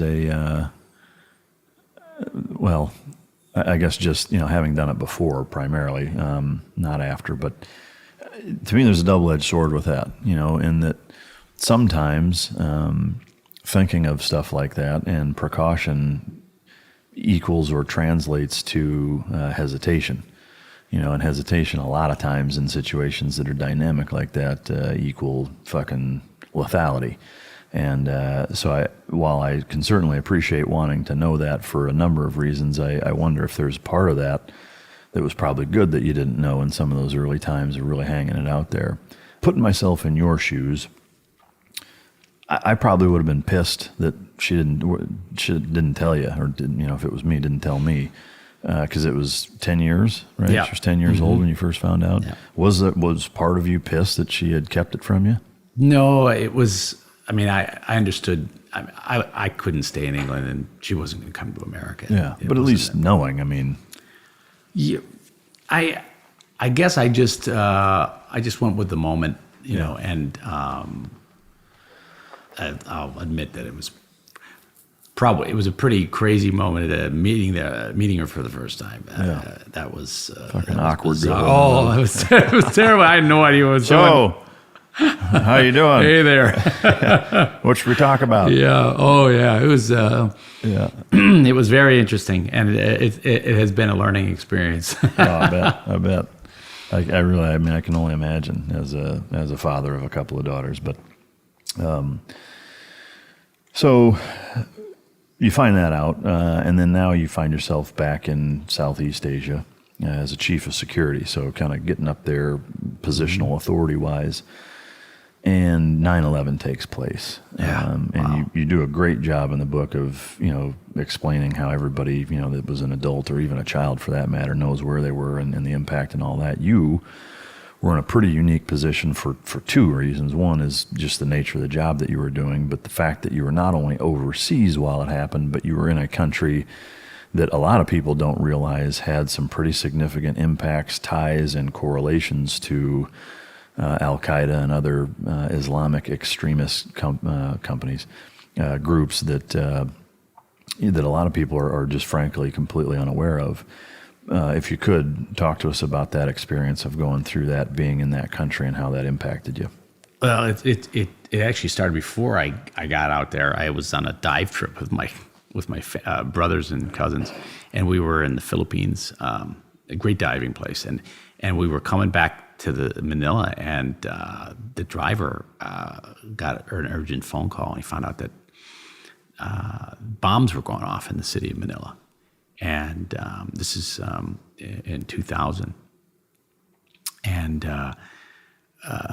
as we got closer and closer to the city, more and more bombs going off. Eventually, there were 5 bombs that went off. And we ended up outside the city and stayed out there until everything cleared up. But that was kind of this is what you're going into, because I knew I was going to be posted to Asia right after in the next year. And then not when 9/11 happened, the planes flying in there, that was based on a plan that was developed by a guy named Ramzi Youssef, who was discovered to be working that plan from Manila, the Philippines. And he somehow he got him. He lit his apartment on fire and he fled. And they found his thumbprint, and that's how they knew he was there. So you've got this 9/11 nexus in the Philippines, and then you've got these Al Qaeda elements working with terrorist groups in Asia, specifically the Jamiah Islamiyah, which is an Indonesian group, and the Abu Sayyaf group, which is a Philippine group. And Somalia was part of the group that did the 5 bombings, and they were later on involved in a plot to go after the U.S. Embassy in Singapore, and their backup plan was the U.S. Embassy in Manila. And the guy that did the 5 bombings in Manila was the guy who was supposed to do the explosives in both Singapore and Manila, the embassy attacks. So it was pretty terror central for a while, and then we were dealing with a hostage crisis. Some American missionaries that were snatched up off an island. They were in a dive trip, and Abu Sayyaf was the group that was after them. Yeah, so that's where our timelines kind of cross a little bit, in that not long after 9/11, between 9/11 and Iraq kicking off, I was on a deployment to Southeast Asia, and we had originally been slated to go to CENTCOM, to the Middle East, and fairly last minute they said, shit's been kind of heating up in Zamboanga and down in Mindanao, the southern island of the Philippines. And so we go from getting ready to go to Afghanistan to you're going to the Philippines instead. And so they sent me to Tagalog school for about 4 months, where it was 8 hours a day for 4 months fucking straight. At the end of it, I was, I would say casually fluent. For me, it to hear it now, like I can get the gist of what people are talking about. It's my mind moves so slow as it relates to the language. It's hard to speak it anymore, but just because I haven't used it in so long. But you mentioned some of the special operations forces down in the south at first, and then we actually came up in 2002, and we're up in Luzon in the north by Subic and all that, working with a lot of the Filipino SEALs. Cross-training them, getting them ready. And these guys had already been down there and had lost some of their guys and had been in some pretty gnarly gunfights with Abu Sayyaf. And you mentioned the MNLF as well as which I find is just fucking hilarious, the MILF, the Moro Islamic Liberation Front, or MILF, which they have no fucking clue that it's such a joke here. But those were kind of the two main affiliates, toward Al Qaeda that we were kind of concerned with, and so we were working with a lot of those guys, and they were going down to fight. But at that point, it had gotten to, because of the shit that had already transpired, they wouldn't let us go down there. They would only let us train with their guys and help them as best they could, and then they went down and do it. I know the president at the time, after that hostage debacle, was like, you guys aren't fucking doing anything. It's going to be all our guys, which was kind of frustrating, but very frustrating. Yeah. So most of the time post 9/11, until Iraq really heats up, you're in PI. You talk about that time, as well as that was where the hosting of the president came in, and just if you could kind of synopsize the time there. It was. There's 3 years where I was really working to support our military elements down in Zamboanga. I built the first communications facility, and then I was supporting air operations and different things. And the U.S. put a lot of effort into helping the Filipinos try to get our hostages back, fight against these terrorist groups. But we were hamstrung, as you mentioned, by the president of the Philippines. She didn't want us involved. And we had a frigate out there. We had all kinds of things. Now, we had some successes. And I worked closely at different times with some of the Philippine Naval Special Warfare guys who are very tight with you guys. And we got to know them really well. It was awesome. They would make us frog stew and fucking eel bamboo shoot soup and all sorts of gnarly shit that were like, the fuck is this? Eating bamboo bats and eating rice out of bamboo chamber cookers, and it was a neat experience. It was awesome, but yeah, we were tight with those guys. One of the guys that you work with is now he's the big bullfrog, and he's a friend of mine. And I was just down there at Sangley Point and visiting that's the head of Naval Special Warfare for the Philippines. Great guys. He's actually over here now on a war college visit with his family. So that's cool. And all he talks about is the great times with you guys. Yeah, no, it was a blast. What do you suppose, to think from all the time that you spent there and then the time that since you've been back, what's the biggest disconnect here in America as it relates to the connection that the Philippines has between Al Qaeda and Islamic terrorism intertwined with the United States. What's the biggest thing that your average American is missing in relation to that? Well, in some ways, they don't understand the really close ties we have with the Philippines. I mean, we lived and died with them in World War II. It was, we have a joint cemetery that's either as good or just below the level of Normandy, where we're all buried together there. And the close ties between the U.S. military and the Filipinos, because a lot of Filipino men got their U.S. citizenship by serving in our military. The other part of it is there's been so many connections with these terrorist groups that, I mean, they're one of the main guys for Al-Qaeda in Asia was a guy named Hambali, and he was operating all over the Philippines. And we have a lot of Americans living there, expats, Philippine American, so they're dual citizens. So we're a big target there. And things that happen there often spread. Yeah. So there's a correlation, and a lot of people didn't understand that these events were happening. Yeah. So my question on behalf of the listener is, the highest concentration of Christian population by far in Southeast Asia is the Philippines. While yes, there are a lot of American expats there, it's still the thing that I think confuses a lot of people, or they may question in hearing this, is why is there such prevalence of Muslim extremism that exists in the Philippines that a lot of people are unaware of? A long, long history going way, way back to basically when the Spaniards first came there, the southern part of the Philippines, because it's so close to Indonesia as the Muslim influence. And so there's been a battle going on between those elements for control going back hundreds and hundreds of years.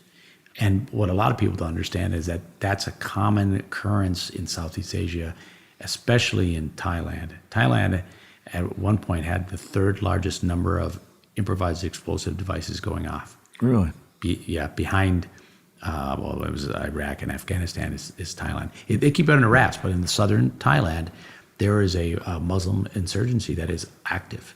And this is right now? Correct. And in the past several years, yeah, it's been IED wise. They target. There's not as many Christians in Thailand. They target the monks, the Buddhist monks. Who wants to go to Phuket? Anybody? Yeah, it's just below that, and it's bad. Yeah, no, I've spent a little bit of time there, and it's a dicey fucking spot, no doubt about it. But and I'm going to bust your balls on some of the kung fu stuff that took place there here in a little while. But so all right, so you spend a fair bit of time post 9/11 in the PI, and then September 2004 rolls around, and now you're the chief of security for all of Iraq. I fell into that. Holy shit! Going from a one-man army, running around doing everything pretty much on my own, to all of a sudden showing up and being in charge of the security for all of our operations in Iraq. And we were spread out, and it was a huge number of people. And I really had to recalibrate and learn to use all my resources. I had over 100 different security bodies working for me, and I had all kinds of. I had U.S. military, I had contractors, I had staffers, I had a DEA bomb dog, and I had to coordinate a lot of things. And then there's the weirdness of Iraq. I mean, the CIA, wherever we are, we're wet. We have alcohol, and we had a bar in the green zone, and it was the only You talking about the Babylon bar? The Babylon bar. The only really legitimate bar. And I wasn't there a week before bar issues became part of my life. Yeah. Well, yeah, I mean, booze and pussy is about the fastest way to derail any security operation, and there's plenty of it there. It is an interesting element that it's allowed, frankly, is that I know in the military it's generally not. I mean, there are... Except in General Order Number 1, there's a paragraph that says if you are working with the CIA, you can drink. But I mean, it does fuck a lot of things up. I mean, it's one of those things where, I'm all about having a good time, but it seems like a incredibly unnecessary component and risk. It's a manageable risk, and you bring up a great point, because I when I first got there was a mess, and I had to clean it up. And my boss said, you got to do something. I said, I bartended on 2 continents. I could do this. So I implemented patrols. We did a new badging system, and because guns and alcohol don't mix. But what I will say is, humans are going to do human things. And one thing I learned from being a security officer 24 years is the less you try to stop real human foibles, and the more you control them, the better you're going to avoid problems. So what we did was, if they're going to drink, they're going to drink in a controlled environment, and we're going to keep track of them. And that's why at one point, I had a boss who wanted to shut it all down, and I went in there and I won't lie to you, I begged him.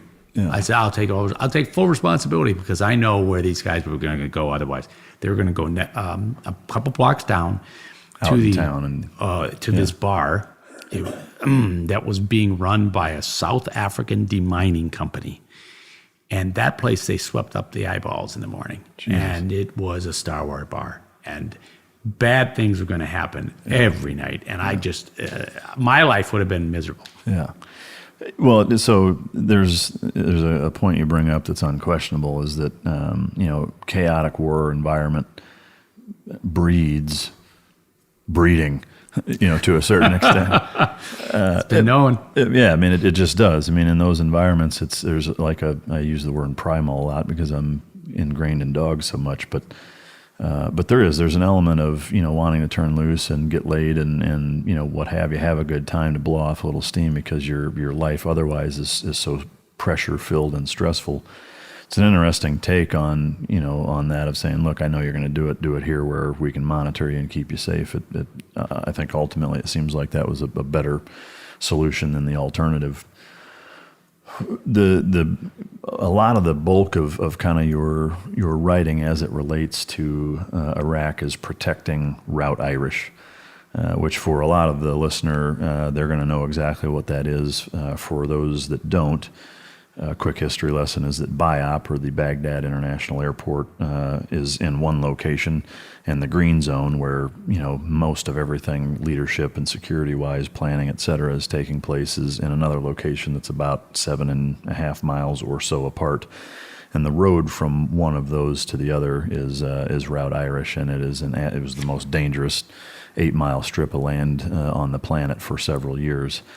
One of the questions, and there's a ton of really good stories in the book that I'll save for the reader so that we don't spoil everything, but I did want to ask, I know I heard a lot of fucking crazy stories about some of the unique mechanisms with which these insurgent groups were able to pull off planting IEDs along that road that were so incredibly intricate that boggle your fucking mind. The one that comes to my mind, and I'm curious to get your take on the most unique, it was a construction company, again air quotes, where they were replacing a street light and pouring the footing and foundation for the street light, put a fucking IED in there, and then built the street light so it looked like a construction project, and then fucking nuked I think it was an LAV or maybe even a tank. I don't know what the fuck it was, but when you're competing and dealing with stuff like that, that was the one that came to my mind. What was an example or two of crazy shit like that happened while you were there? Well, they were doing some foot patrol work to clear, and they used an old trick that the Colombians used to do, and that is put explosives in a dead body, a dead carcass of and in this case it was like a small cow, and because it stunk so bad, the patrollers just went around it, and it's they were ingenious. Every time we would do something to mitigate, they would figure out a new method. Yeah, and it was a game of cat and mouse. Yeah, and even when we were able to clear, at one point we had to clear all the guardrails because they were putting explosives along the guardrails. And then they were using the potholes, and then we were working on that, and then they started driving up on us with the suicide bombers, and then they started coming at us from the front. So they just, every time we turned around, they had a new method. Yeah. Well, there's one of the quotes in the book, you talk about the cab cost at one point. from the airport to the green zone is like $2,300 one way. Just like, especially in that country. I mean, it's like, if I make this, I can retire, type of thing. But it's crazy fucking time to be there, no doubt. So up to about mid-July of 2005, continued focus on Baghdad and a little bit of focus on Mosul. Could you kind of, from your leadership position at that point, you kind of had the umbrella. Could you kind of prioritize at that time in that country the most important, the hottest, like what your daily routine was like, what you were dealing with, trying to manage the whole country from a security standpoint? I had a personnel accountability section that was a specific unit that did nothing but track all of our people. And literally, my management expected me to be able to do full accountability in that country in 30 minutes, Jesus. 35 minutes. Would you say that was the most challenging aspect of the job? That was absolutely, because there's the technical aspect and there's the behavioral aspect. Yeah. It means we've got to institute policies and procedures, which I had to write, on how people are checking in and checking out. Just going to the gym, where you may not have your radio. We had to institute systems. Moving around in the vehicles, we used a beacon system for some of this. Everybody had to check in and out, no matter where they were going. And it was so important that people would be sent home if they didn't. If you were caught in the gym and you hadn't signed out, there was a 50-50 chance you were going to get sent home. Because pardon me, it had to be that strongly instituted. That was one of the things that I did. The other part was coordinating with the State Department and military elements, and our assets to get a good threat picture every morning. Provide that to our officers so that they could plan their operations. And then I was managing from kind of remotely over the top of our protection units, our protective operations cadre guys, and making sure they had what they needed. Certain types of equipment, armor. Then I had physical security among our place called the Villa, which was our main camp in the green zone. That's where our headquarters was. I was told that it was either the biggest or close to the biggest encampment we've ever had. The only one that might have rivaled it was the one in Vietnam. And I also had, of course, we had people on different bases all over the country. And one of my duties was to go out there occasionally and do security surveys. And then I would have my physical security people put in cameras, locks, alarms, added anti-terrorism force protection type things like barriers. And then policies, depending on threat level. We had very strict policies. So it was, I was doing a bunch of different things. And I had to learn to use all the assets I had available. And one of the ways I did that was find out who's in country and make sure that they would be providing me their input. And at first, people don't normally want to make any comments. And I had to really convince them that I needed it, because I did.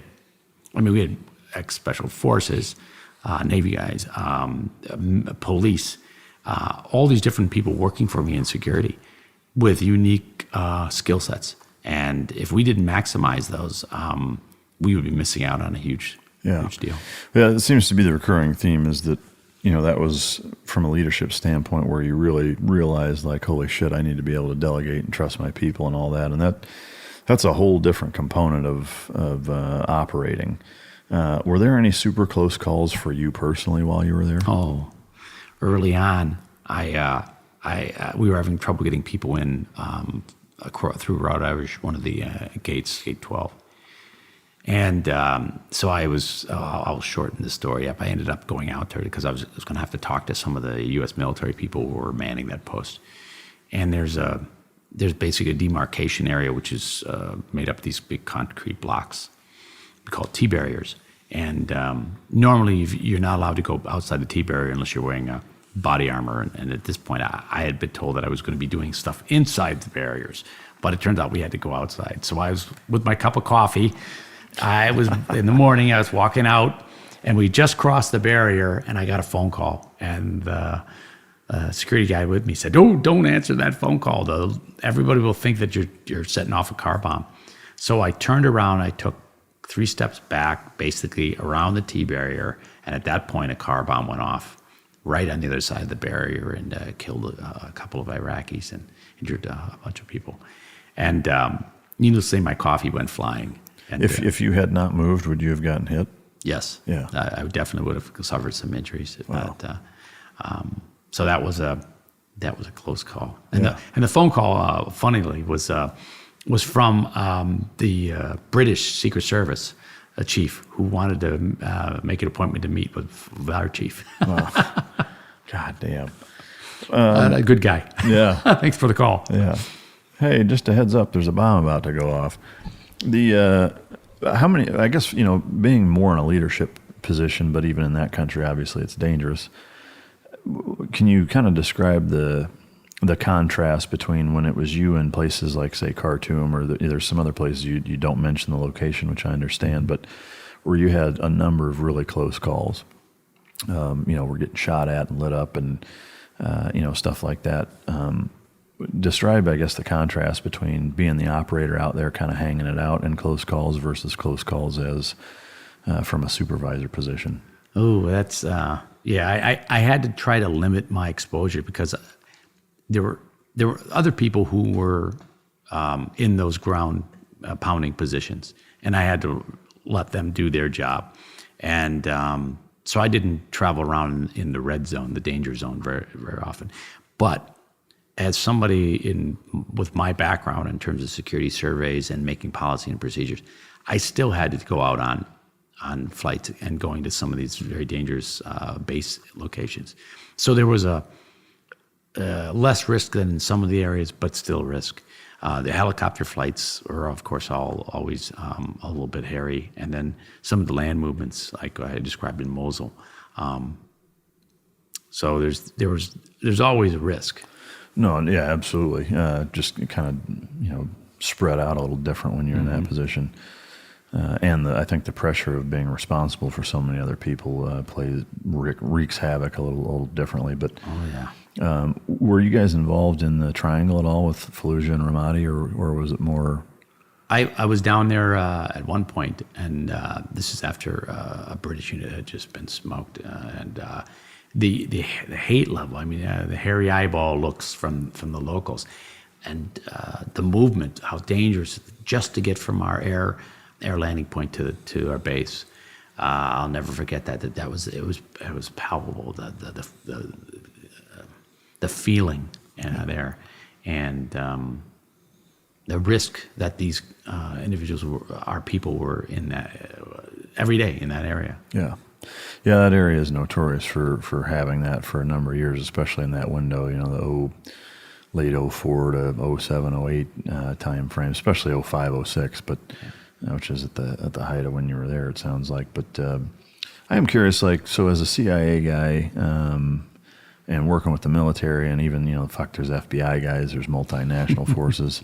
What level of pissing contest and dick measuring exists when it's when it's you and it's Colonel so and so said, well, you tell Colonel so and so that I can piss farther than he can, so. There's a little bit of that. I mean, and I guess more importantly, how the fuck do you manage it? In terms of who's in charge? Yeah, I'll tell you. Working with the diplomatic security, the State Department, there's a hierarchy. The ambassador is the senior person in country, with the exception of the senior military person. But there's separation of duties. But if you're not military, everybody else falls under the chief of mission authority, which goes under the ambassador. So you got to know about your food chain. And the head of security for that country, for the U.S., is the head of diplomatic security, which is the State Department's RSO, regional security officer. So there's a level of kissing the ring. You, as a security officer, I'm kind of somewhat poaching, and what you want to convince them to do is to basically allow you to handle your people. And that's just one less group for them to handle, and let them know that you're going to keep them in the loop. So I used to give the advice to the junior security officers: you will get along with the RSO, period. But in terms of some of the other elements, I had some issues with some generals, and one point I kicked the guy who decided to flaunt our rules and was running around with a pistol and a fanny pack in our bar. I had to kick him out of the bar. It just turned out to be some guy named Eric Prince. No shit. Yes. So I didn't know who it was at the time until later. I realized, okay. Oh shit, he was there fucking around, huh? Yeah, he was messing around, and then there was at one point there was a general who just kind of barged in, and I don't think generals get used to having civilians go about nose to nose. I think my nose was about a quarter of an inch off his. Yeah. And the look on his face was pretty comical. Who the fuck are you? Yeah, and I basically told him who I was because he's our space. So now I got him. Yeah. And I told him, I said, you will sign in like everybody else. And by the way, you can go talk to the boss about it. I'm right here. Yeah. You can come visit me anytime. Yeah. And he was just like, oops. And by the way, Tom, I call him by their, nothing will piss a higher officer like that off faster than calling them by their first fucking name. It's like they forget that it exists. It's one of my favorite things to do. Calling officers by their first names. God, it brings me back. All right, so a lot of time in Iraq, pretty dangerous shit, but then you end up coming back to D.C. for a bit and then back to Southeast Asia. If you could just give us a quick rundown. I was voluntold for that assignment. Yeah. It was so critical, and it was a surge to get bin Laden. Yeah. And normally, when we apply for a position, for an overseas position, and you have a panel meets and all this, they just walked down the hall and said congratulations. Yeah. And it wasn't. I didn't want to be there. It was a mess. I knew it was a mess. And I was right. Yeah, it was even worse. I called my 15-month sentence. Yeah. Were there some pretty hairy close calls there too, or? There were suicide bombings going off. I was working in the Pak-Afghan area, but mainly in Pakistan. And there was a suicide bomber in a vest tried to get into the Marriott Hotel when we had about 50 people staying there. And a parking lot guard from the Marriott stopped him and lost his life in the process. So when people disrespect local guards, I don't think they understand that these people are in between you and the bad guys. Yeah. And this guy, I think, was making 75 cents an hour. Jesus. Okay. And later, a month and a half after I left, that Marriott was dropped to the ground by a truck bomb, and we lost people there. Unfortunately, in Pakistan, I had to travel to a lot of very distant places, and I had to use local transportation. That would be Pakistani pilots with Pakistani maintained helicopters. Which is a fucking vote of confidence. It's scary. The last trip I had visiting a place, and by the way, there was no rescue. If the bird went down, they would just basically say that's where Tom met his fate, because there's nobody to come. There's no. Well, that was sure nice of them. Yeah, and the last flight I had, and I was like, I'm almost out of here. They overloaded it. The helicopters Mi-17. They overloaded it, and it was bouncing across the field.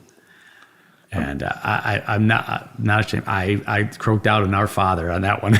Well, so I guess my question for that is why was there not some sort of contingency for your security as a guy in that position with the agency, some sort of quick reaction force or some sort of plan for medevac or fucking ENR or whatever. I mean something. Jesus. All right, roll up my sleeves and give them a good bashing here. The U.S. government and the elements that were involved, the State Department and the agency, and I was fighting with them left and right about this because we had people placed in locations where if they had a medical situation, they were most likely going to die. Yeah. And why is it that we couldn't arrange some type of treaty with the Pakistanis so that we could bring a military bird in to rescue them? I could never get management to buy in on that, and we were just we were extremely lucky. So the gist of why it wasn't happening is because it was cross border. They would have to come in for the cross border because we didn't have any real military in Pakistan at the time. I mean, obviously we've, I mean, there was one mission in particular where we didn't particularly give a fuck about what they thought about us coming into their country. Ooh, You know, again, I really can't fathom why we give a shit what they think. Because, I mean, if it's me, I'm going to say, what the fuck are you going to do about it? You know, we're going to come in, and if you stop us, then you're going to be on the fucking business end the same way the Taliban and Al-Qaeda is. Why is that not happening? I cannot fathom it. I've never been able to understand that. They've messed with us so much. I mean, we had a VIP come in, and 10 minutes before he arrived, they moved our motorcade back, 500 yards. So the guy had to walk. Yeah, Jesus. I mean, it was just such a bad thing.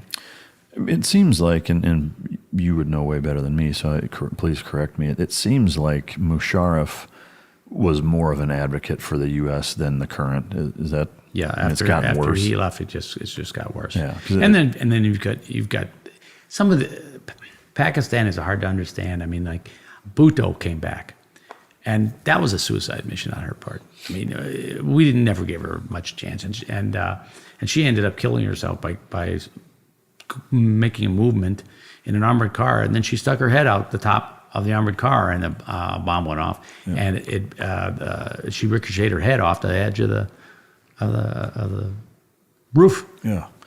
All right. So you've been in high level positions in the border region. You've been with the Central Intelligence Agency for 24 years. Spent a lot of time, in positions that, 99.10% of the population can't grasp in terms of the knowledge that you possess with those intricacies of the relationships that exist security wise and otherwise.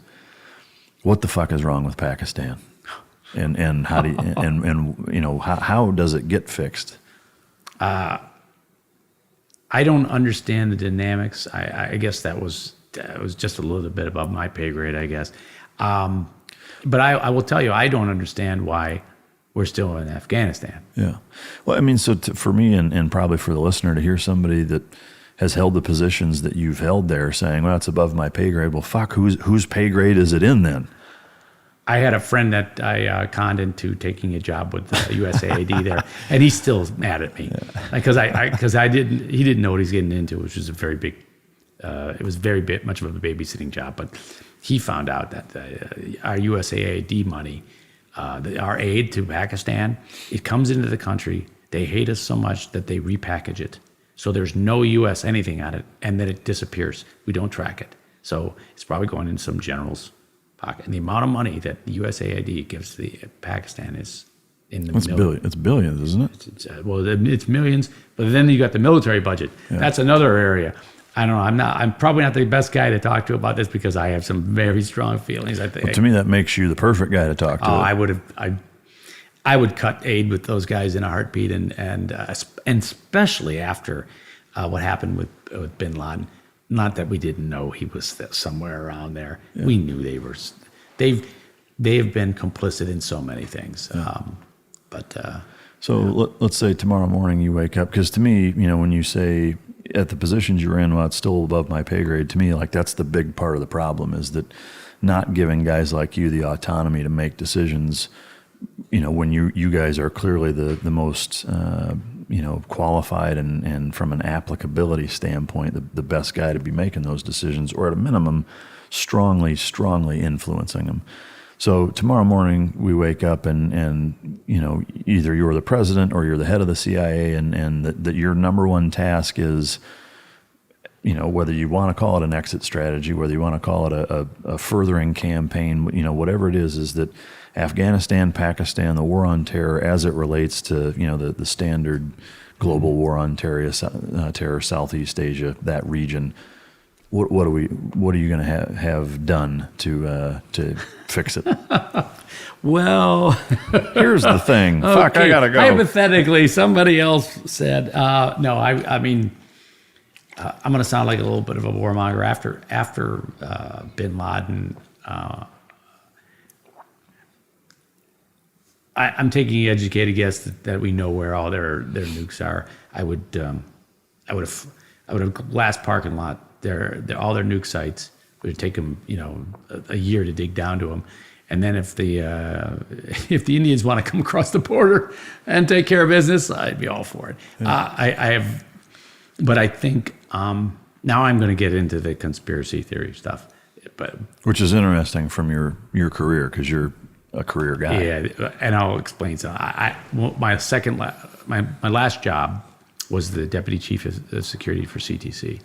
And one of my main projects was working with the U.S. military and the State Department to manage the pullout of Afghanistan with a hard date of 2014. Oh, shit. We were going to be out. Now, I retired in 2013. We were out. All the planning was out 100% in 2014. It's 2019. There's only one explanation for me, in my mind, on why we are still there. And it somewhat explains the Pakistan situation. This is Tom Pecora's opinion, not the government or the CIA's. The military-industrial complex is running the show. They think that they're going to get profits out of Afghanistan, and I don't know what dope they're smoking, because we've lost there. The Taliban's taken over almost all the territory we had before. And the Taliban wasn't really our enemy. And as I like to point out, there hasn't been an attack by a Taliban element outside of Afghanistan or the Afghan-Pak border ever. All right? They're going to go right back to where they were before. All we have to do is work with them so that they don't take in any more Al-Qaeda.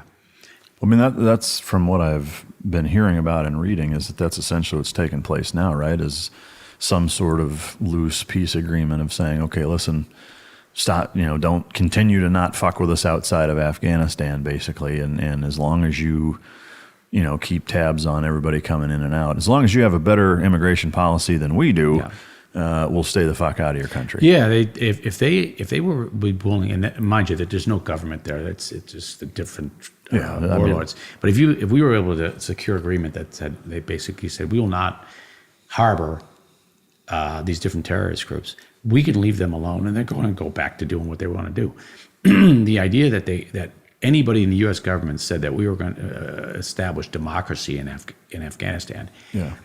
That's lunacy. That is lunacy. The other part of it is the military aid to Pakistan needs to be shut down.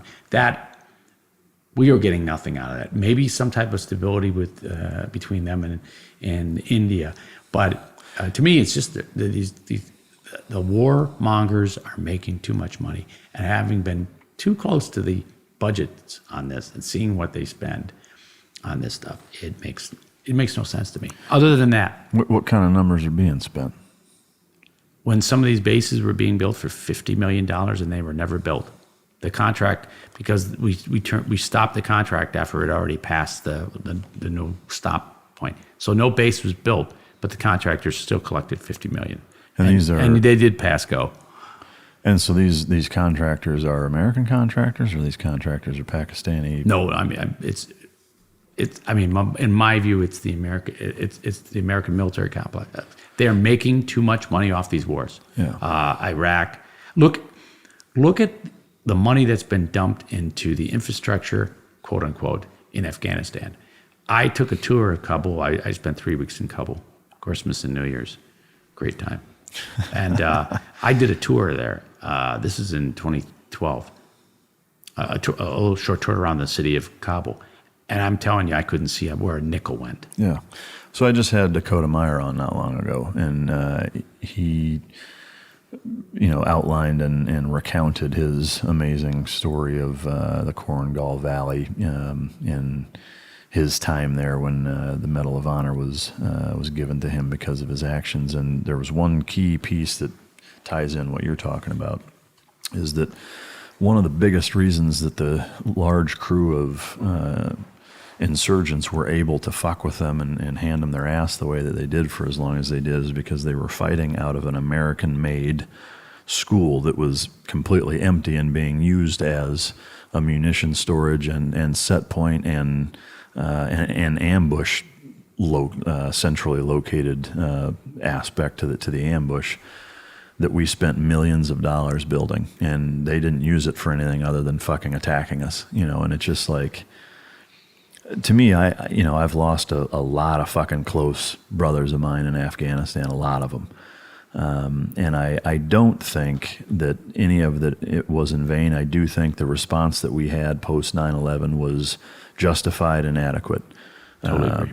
But I agree with you 100% in that, we're past that point of, okay, Al-Qaeda is decimated within the country, and now we're fighting the locals. And, if I'm playing devil's advocate, and I think it's important to have an objective fucking viewpoint, is that I'll tell you right now, like if China said, this whole Judeo-Christian democracy-based constitutional republic that you guys have going on isn't really working for us.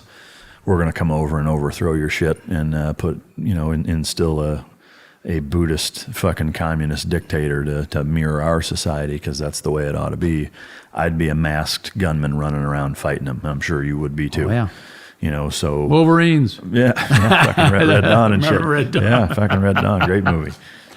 So again, like, be fair and say, hey, we've done what we came there to do, and it's been done for a while. I think it does at this point make sense to figure out a way out. No, I'm not saying I have all of the answers. I don't have enough information in terms of the internal working mechanisms that run that country to be able to have an educated enough opinion on it to share it. However, I do think, again, and I know enough people that are still involved enough to say, I think that it's probably time to circle the fucking wagons and focus on some bigger picture stuff.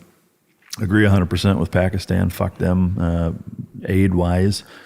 I say that, frankly, not to get too off in the weeds, but I think foreign aid across the board should be put together no different than any other brand new piece of legislation for every fucking time a check is written.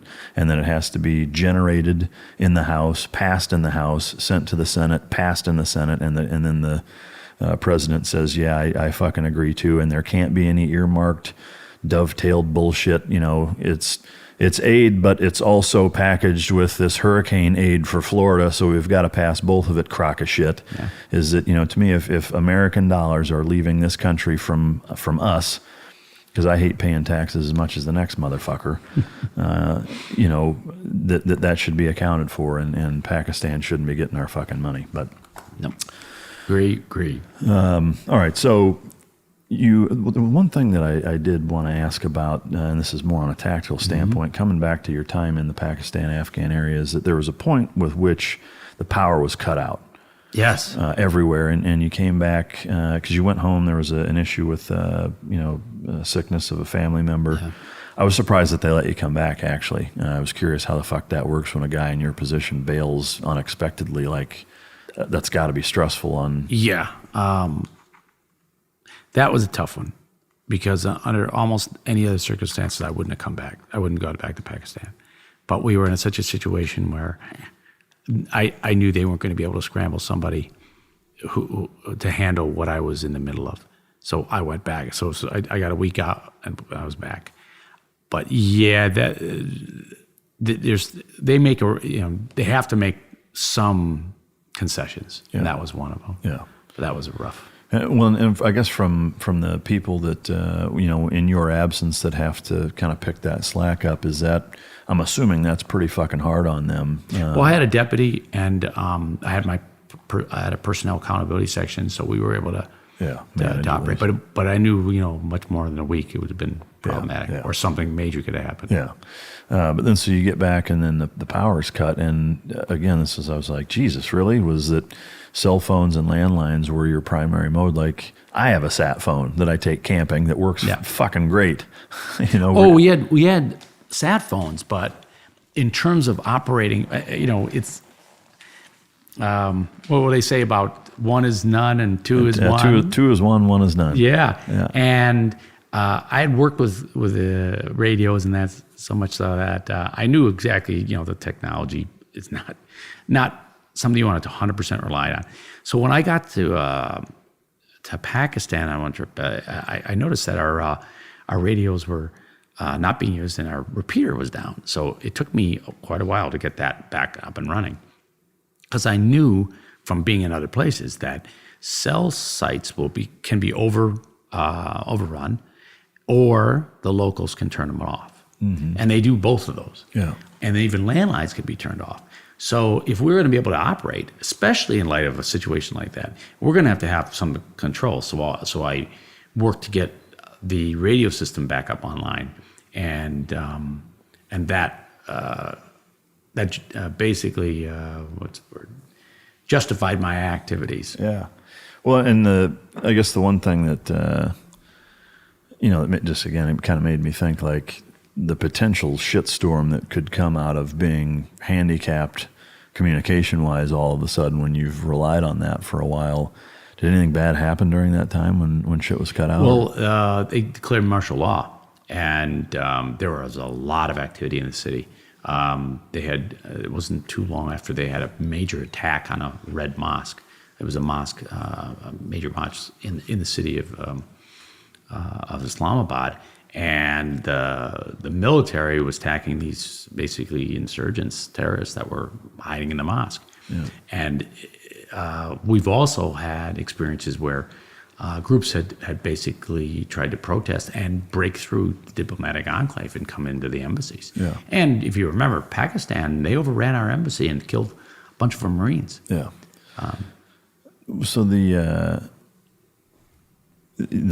I guess the time frame that took place, how long was that shit was down? It was about a week. A week. Yeah. It probably felt like 2 years. But we were operating. Yeah. and I remember clearly getting when everything went down, I get this, somebody ran to get me, and they say, "Oh, the boss wants you." So I run up there, and he goes, "Oh, I screwed up. I said, I didn't put together a combo contingency plan." I said, "Got you covered." That's great shit. Working with our combo people, because they're fantastic. Yeah. The one thing I do know, the technology that you guys are rolling with is paralleled to a certain extent to some of the shit you see in the movies. It's, of course, a little overblown for dramatic impact, but there's some pretty neat shit out there that I know you can't talk about. But all right, so you finally realize, like, all right, it's time to go home. Can you explain that process mentally? I found out about a job, a rotational assignment, a detail assignment out of the CIA into the National Reconnaissance Office, and it was a domestic assignment. And I knew it was time to get out of the war zones. I needed a break. So I ended up going to become the head of the director of security for the largest National Reconnaissance Office mission ground station. And for people to understand, the NRO was a kind of a secret agency up until, probably the 80s, maybe even the 90s. And it's the organization that puts satellites up in the orbit and basically runs our spy satellites. And they're the support element, and then the people who collect the data, whether it's electronic intercept or photography or whatever, that information is pumped to those agencies. Like photographic mapping stuff goes to the National Geospatial Agency, the NGA. Communications intercept goes, of course, to the National Security Agency, the NSA. So I decided to take this domestic assignment, and turned out to be a little bit more stressful than I thought, for a variety of reasons. Aren't they all? Yeah, but I just didn't realize that it was that the level of importance of that facility, and I thought it was going to be a little bit more like a headquarters assignment, a little more bureaucracy, but less. More Twilight tour kind of thing. Yeah. Turns out you had your hands full. Well, at that time too, I imagine. I mean, that span, the 07 time frame. Yeah, I can only imagine that was a huge element of getting capabilities up. Speaking of capabilities, I joked about CTU in the show 24. Have you watched any of 24? I watched a couple episodes. Is it just you can't watch it because it's just so fucking lame by comparison? But I know capability wise, like, they overblow the shit out of it in some ways. But Can you speak to any of the technology that is there anything that you can talk about that people will be like, holy shit, that exists? Well, I'll give you some ideas. Zero Dark 30 is an excellent movie. I mean, as far as Hollywood, nothing's perfect. And I actually worked with if you watch the movie, there's a lady named Maya. It's not a real name, but I worked with her in the hunt to get Bin Laden. And they gave her a pretty good portrayal in there. Some of the action scenes with her are not realistic. Yeah. She never got blown up, never got shot at. But that is an excellent condensed version of the War on Terror. So that's a great movie. Another one with Leonardo DiCaprio, where where the bad guys are using low tech to fight our high tech, and that's an issue even nowadays. What movie is that? I mean, is it fairly recent? No, it's a little ways back. But it was a very good movie in terms of showing how difficult low tech is to fight when you are set up to do high tech. Yeah. In fact, that kind of segues into why humans is so important. At one point during the Cold War, we were really into the spy satellites, and we were less into the human spies. And then what we realized is we were not getting enough information, and so the human stuff is always going to be there. We can't rely on technology. So technology is great for helping us, but it's not enough. Yeah. So obviously, for the sake of the dramatics, it is so overblown in those shows. Were there times where any of that stuff was the difference between you guys coming back or not, having the higher tech stuff? Oh, absolutely. I mean, some of the stuff that's picked up, the safe way of saying some of the stuff that we learn in advance in terms of attacks. I mean, there was a situation in Iraq where I was instrumental in helping save the life of, I think, the ambassador, and that was technological. Yeah. So when you merge all the elements, and the other thing that worked really well in Iraq in terms of getting rid of Al Qaeda was the collaborative effort between the military units and the agency and the analysts that we have. The new version of the analysts is called a targeteer, and the way they work on setting up targeting packages and working with all the technology and all the military elements, and this collaborative effort made it so effective. Yeah. Well, and a lot of that was kind of how Bin Laden was captured ultimately, right? Absolutely. And you mentioned the process being pretty spot on in Zero Dark 30. Can you talk about your role in any of that?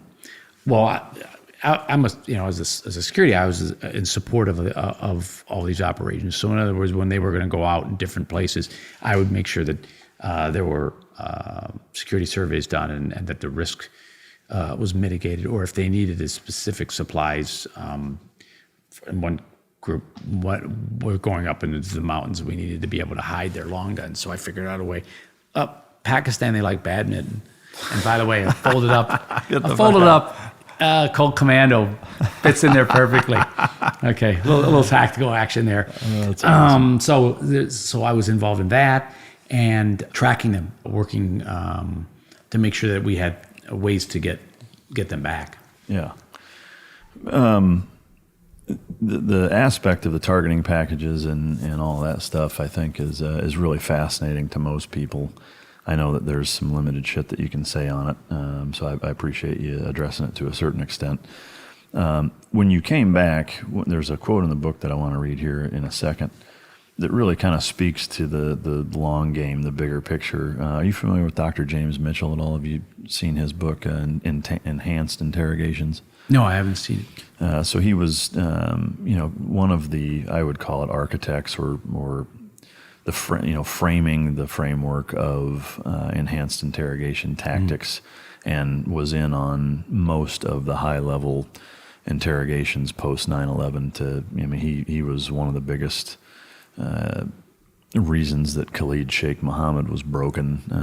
In terms of how he went about it and all that stuff. In his book, I had him on last year, and wow. Really fascinating episode and book. But there's a lot of similarities between both of your guys' book in terms of that big picture, long game mentality that exists in terrorists, in their minds, in their cultures, in their hard wiring of how they grew up and how they've been conditioned over millennia, frankly, to think and live a certain way.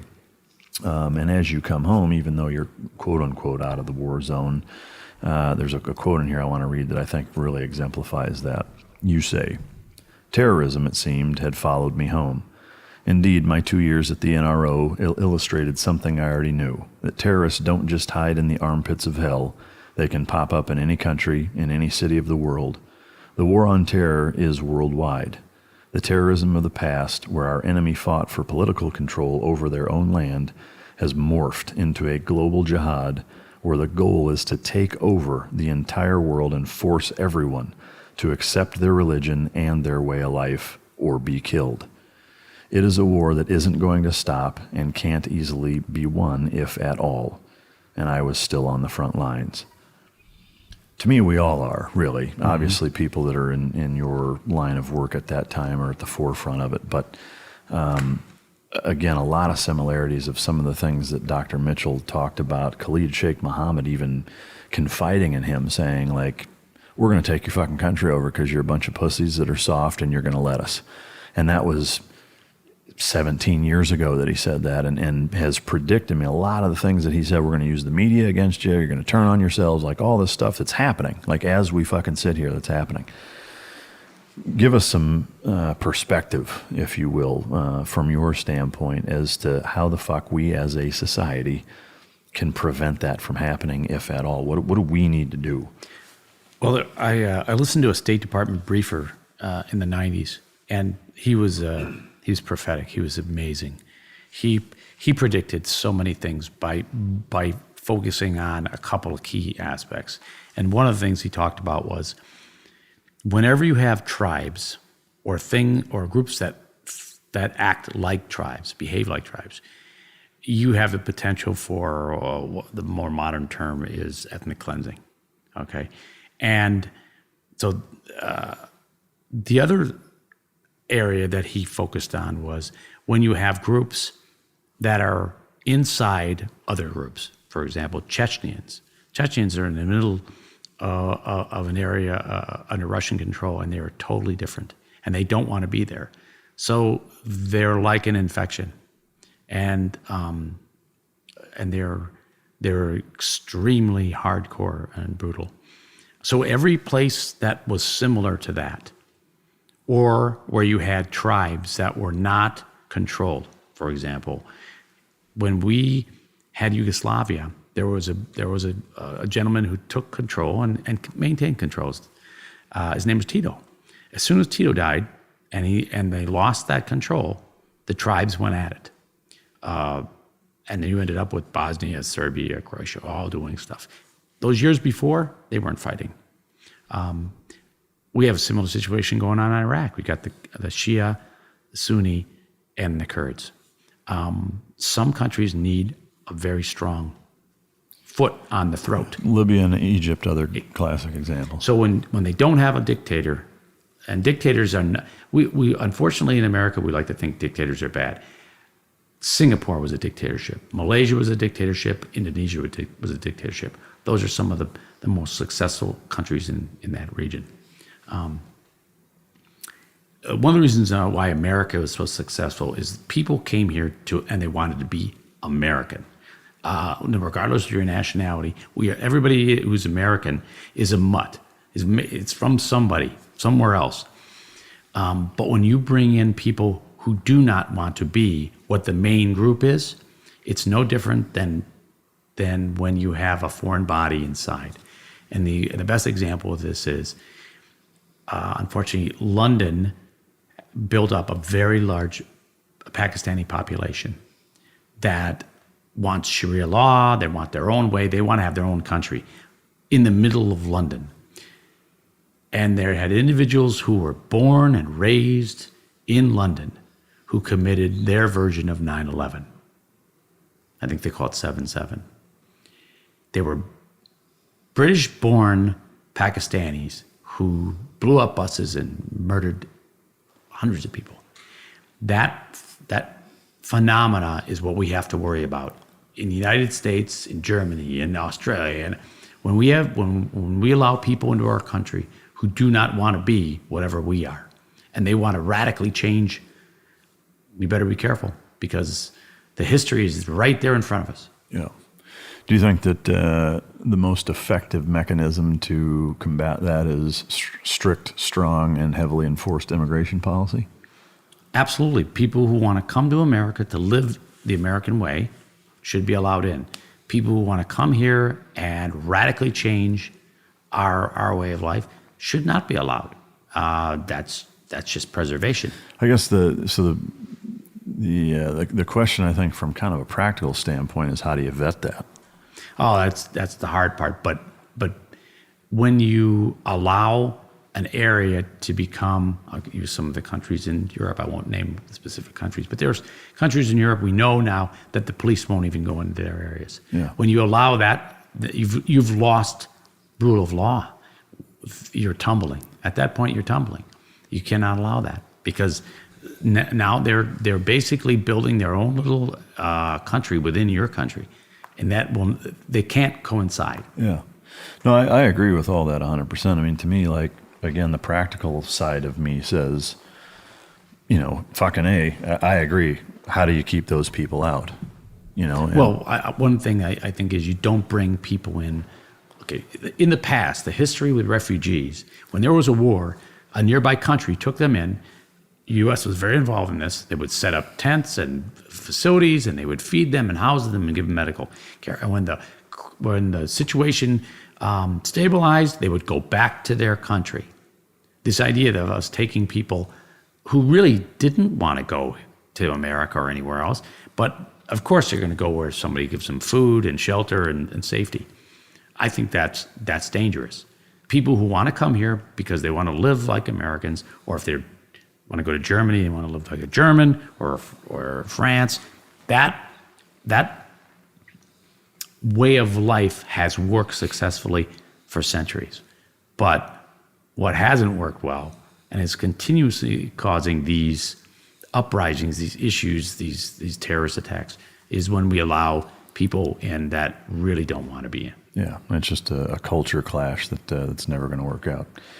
I agree. I mean, so to me, if I'm thinking it through and trying to verbalize it, is that, stop with refugee programs, no matter where they're at. Instead of taking them in, dedicate that same amount of money and resources to setting up refugee shelter cities, tent cities, what have you, with all of the same resources in a neighboring country or in the outskirts of wherever it is. Wait till shit to settle down and go back. I like that idea. I agree with it 100%. To me, where the tricky part is that, from an immigration standpoint, is how many people is a good number to let in to migrate here every year, and that's a tricky number to come up with. And for, I don't agree whatsoever with saying nobody. I mean, the fact that we're a nation of immigrants, like you said earlier, we're a melting pot, is what makes America great. But there is a unique and constant or consistent fabric that weaves us all together, that makes us uniquely American, that is why this country's been successful. And I think, for the people that say that there is no limit, just let as many fucking people as want to come here, and don't vet them, and just, you're a racist fucking asshole if you don't want to let whoever wants to come in here without knowing who they are, and just let them come in and not abide by the process that, millions of other people are, is fucking absurd. And again, it's one of those, from a political standpoint, it's because it's opposing to what the guy I don't like wants. So that's what I think should happen. And I'm so fucking arrogantly blind to how hateful I am to somebody that I'm not willing to even see the forest for the fucking trees in my own safety and my countrymen's safety. And that's a travesty. So, from an immigration standpoint, that seems to be, what makes sense. One thing, and at the risk of getting off in a little bit of a tangent, is that, to me, that from a population standpoint, something that you don't really hear a whole lot about is maybe we should stop fucking. There's 7.5 billion people on the planet. Like, there is a a critical mass threshold standpoint in which, like, we're not going to have enough resources. I don't care how green you are or what your immigration policies are, is that there's too many fucking people and not enough stuff. That's for another podcast. But all right, so you come back, you do the NRO thing. Obviously, that's a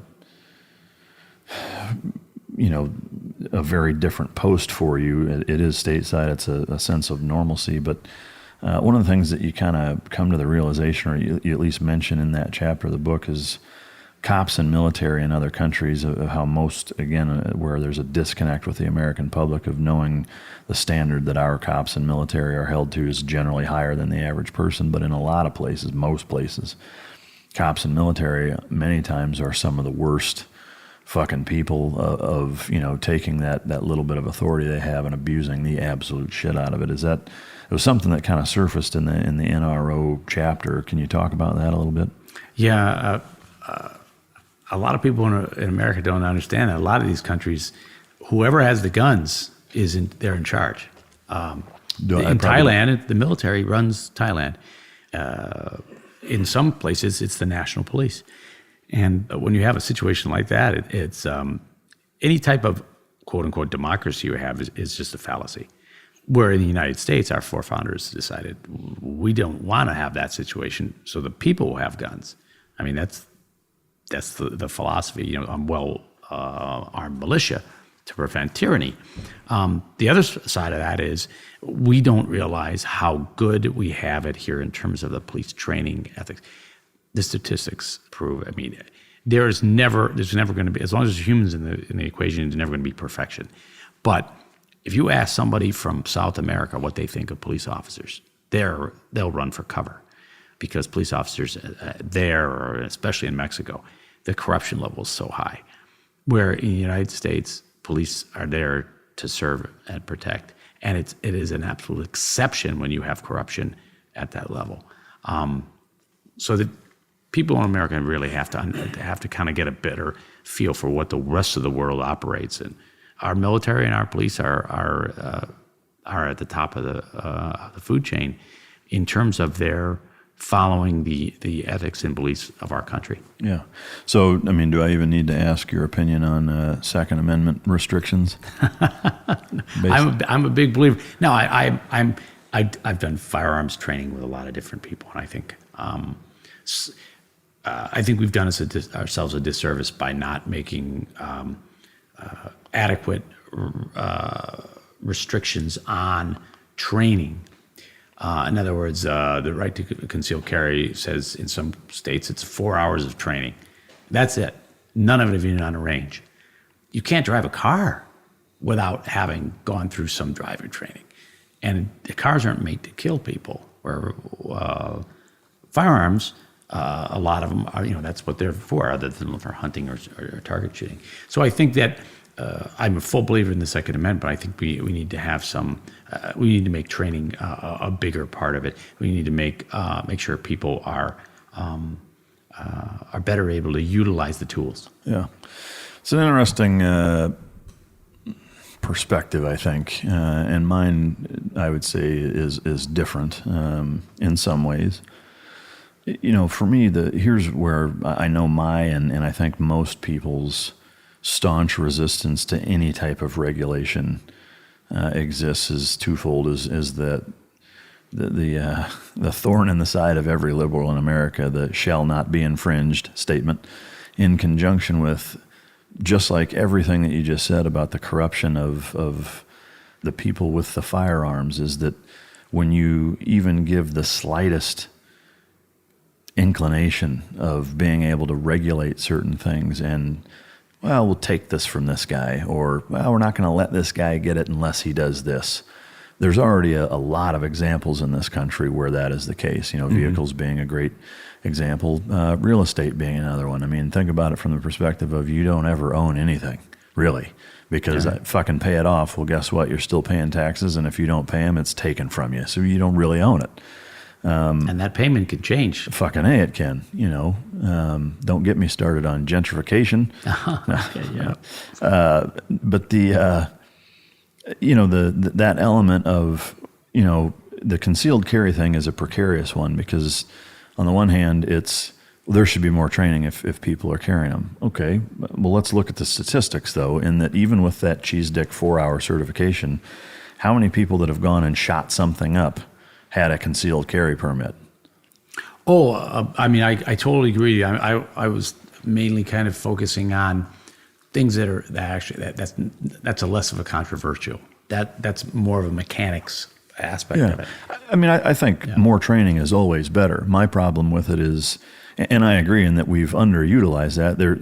At this point, there's a lot of training that's available. Oh, absolutely. But it's, you got to pay for it. There's a lot. I know a lot of civilians that have never, been military police, never served in any capacity that are really good shots that take it very serious and are good, competent gun owners. Fuck, there's millions of them. Yep. And I agree with that. What I find irritating, I guess, is two things. Is when our politicians say, like, red flag laws being the best and most prime example that I can come up with here of late, or probably any time, is seeing some Republicans, frankly, and even the fucking president, that is okay and willing to negotiate or say, yeah, you know what, there are times, red flag laws, where it's a buck passing, if you will, and in my opinion, where we're saying it's a mental health issue. These people that are shooting it up and are shooting up Walmarts and fucking schools and whatever, and because of that, these red flag laws just make sense, because if these 7 boxes are checked, then we can skip due process and fucking take shit. Or even if you're saying, well, we're going to utilize due process, we all know that if you enact legislation that says if you qualify in these things, we can take them from you. Here's my big fucking problem with that. And when I guess first, are you okay with red flag laws? No, I think we've got a lot of people pointing in different directions, and I think they're ignoring the critical thing, which is, I don't think anybody can argue that anybody who shoots up a school is fucked in the head. Yeah. So starting with that, I think there's some deafening silence going on. We don't hear about what they're on. Mm-hmm. What drugs are these kids on? Because a lot of them are kids, and I think that you're going to find, if we were able to cut through the HIPAA, you'd find out that they've been on Adderall or something else, which when you turn the back of the bottle, it basically says active shooter, because it says suicidal tendencies, disassociation. So we've got a population that has been taking drugs for ADHD or whatever, unlike my generation or your generation. I think that fits right into the mental health part. I think also, if people would use the same awareness that they would use to enact the red flags, if they would just utilize those awareness skills and contact the appropriate authorities with the rules that are already in place, we would tackle half the problems.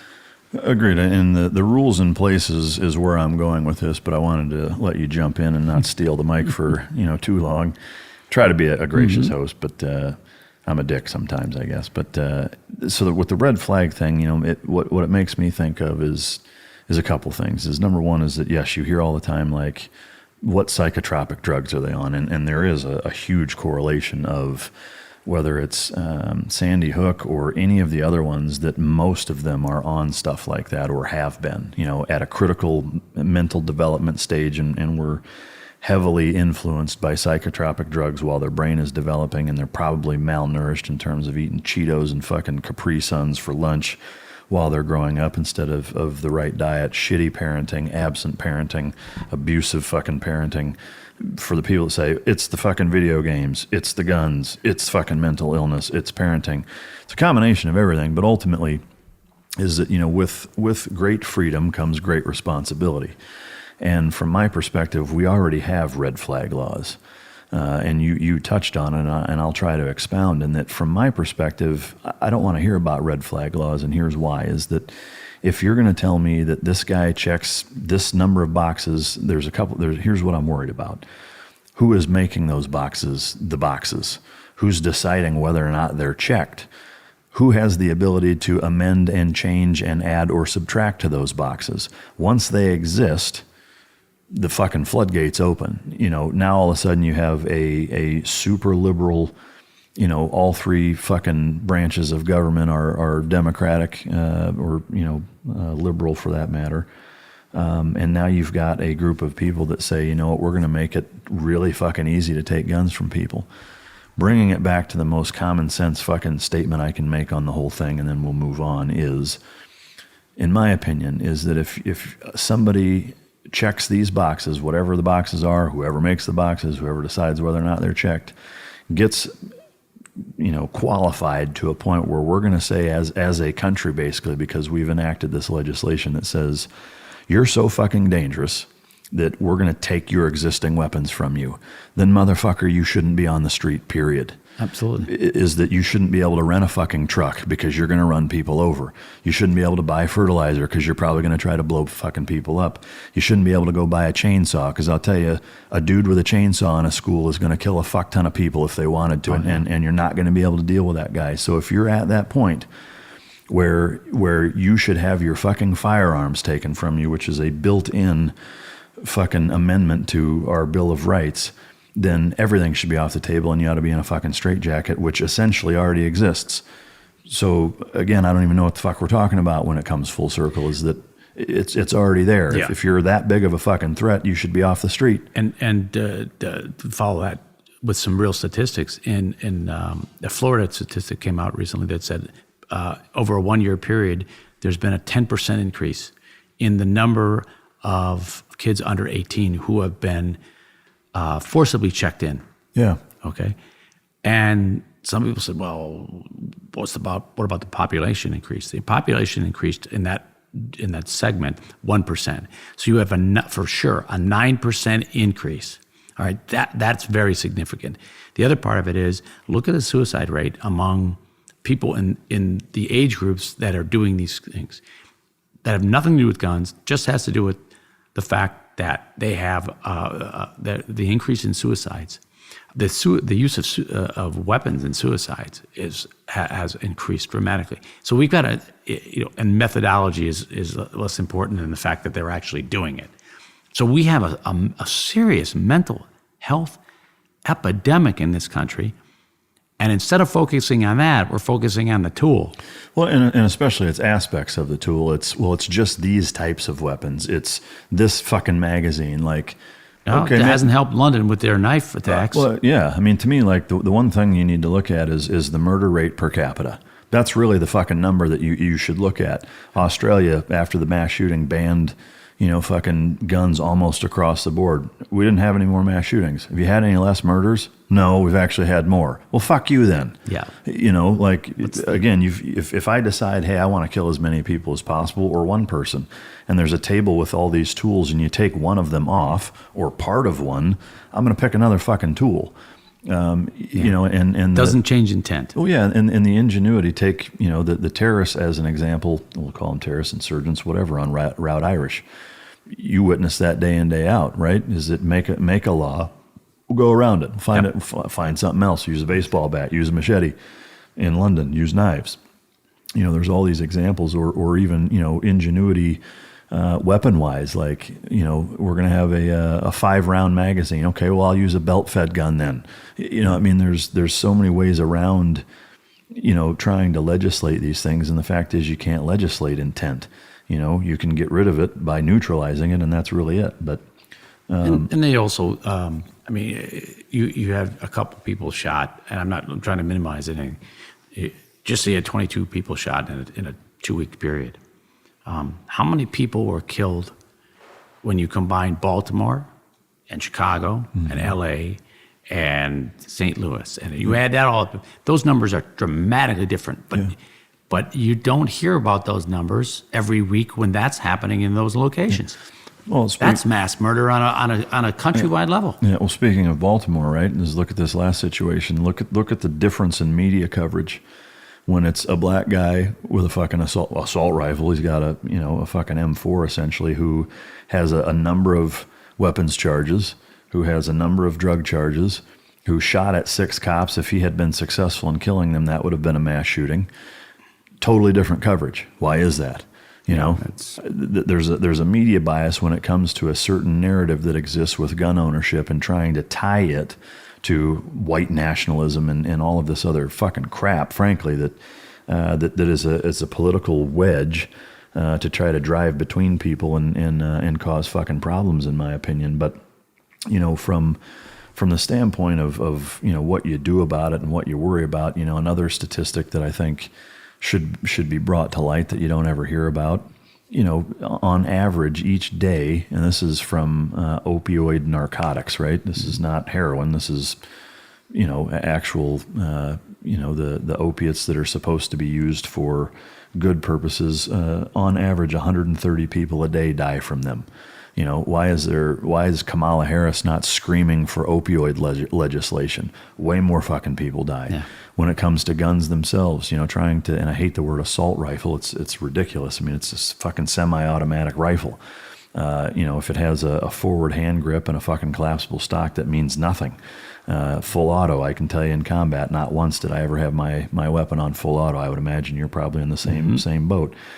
But if you wanted to really get serious about trying to curtail gun violence, you would have to inherently go after handguns, because they're overwhelmingly used 100-fold more than everything else to murder people or kill people with. And what's the percentage of those that were acquired illegally? Yeah, almost none. Most of them were acquired illegally. Yeah. And so let's just say hypothetically that you were to enact a federal full encompassing firearm ban tomorrow or tonight.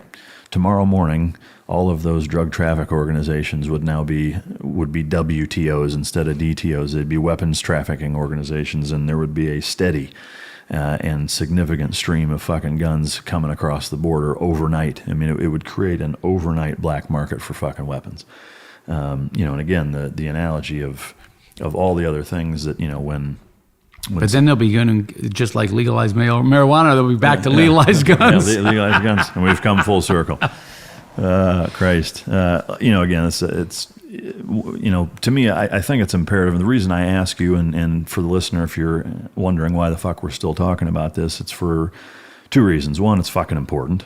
Two is that on a broader spectrum of a lack of government elected officials who don't fucking consult people that they should be consulting on matters like this. You know, when it comes to drugs, consult fucking doctors and pharmaceutical people and scientists and fucking brain surgeons and fucking autopsy specialists and fucking child behavior therapists and all of these things to try to get to the bottom of it.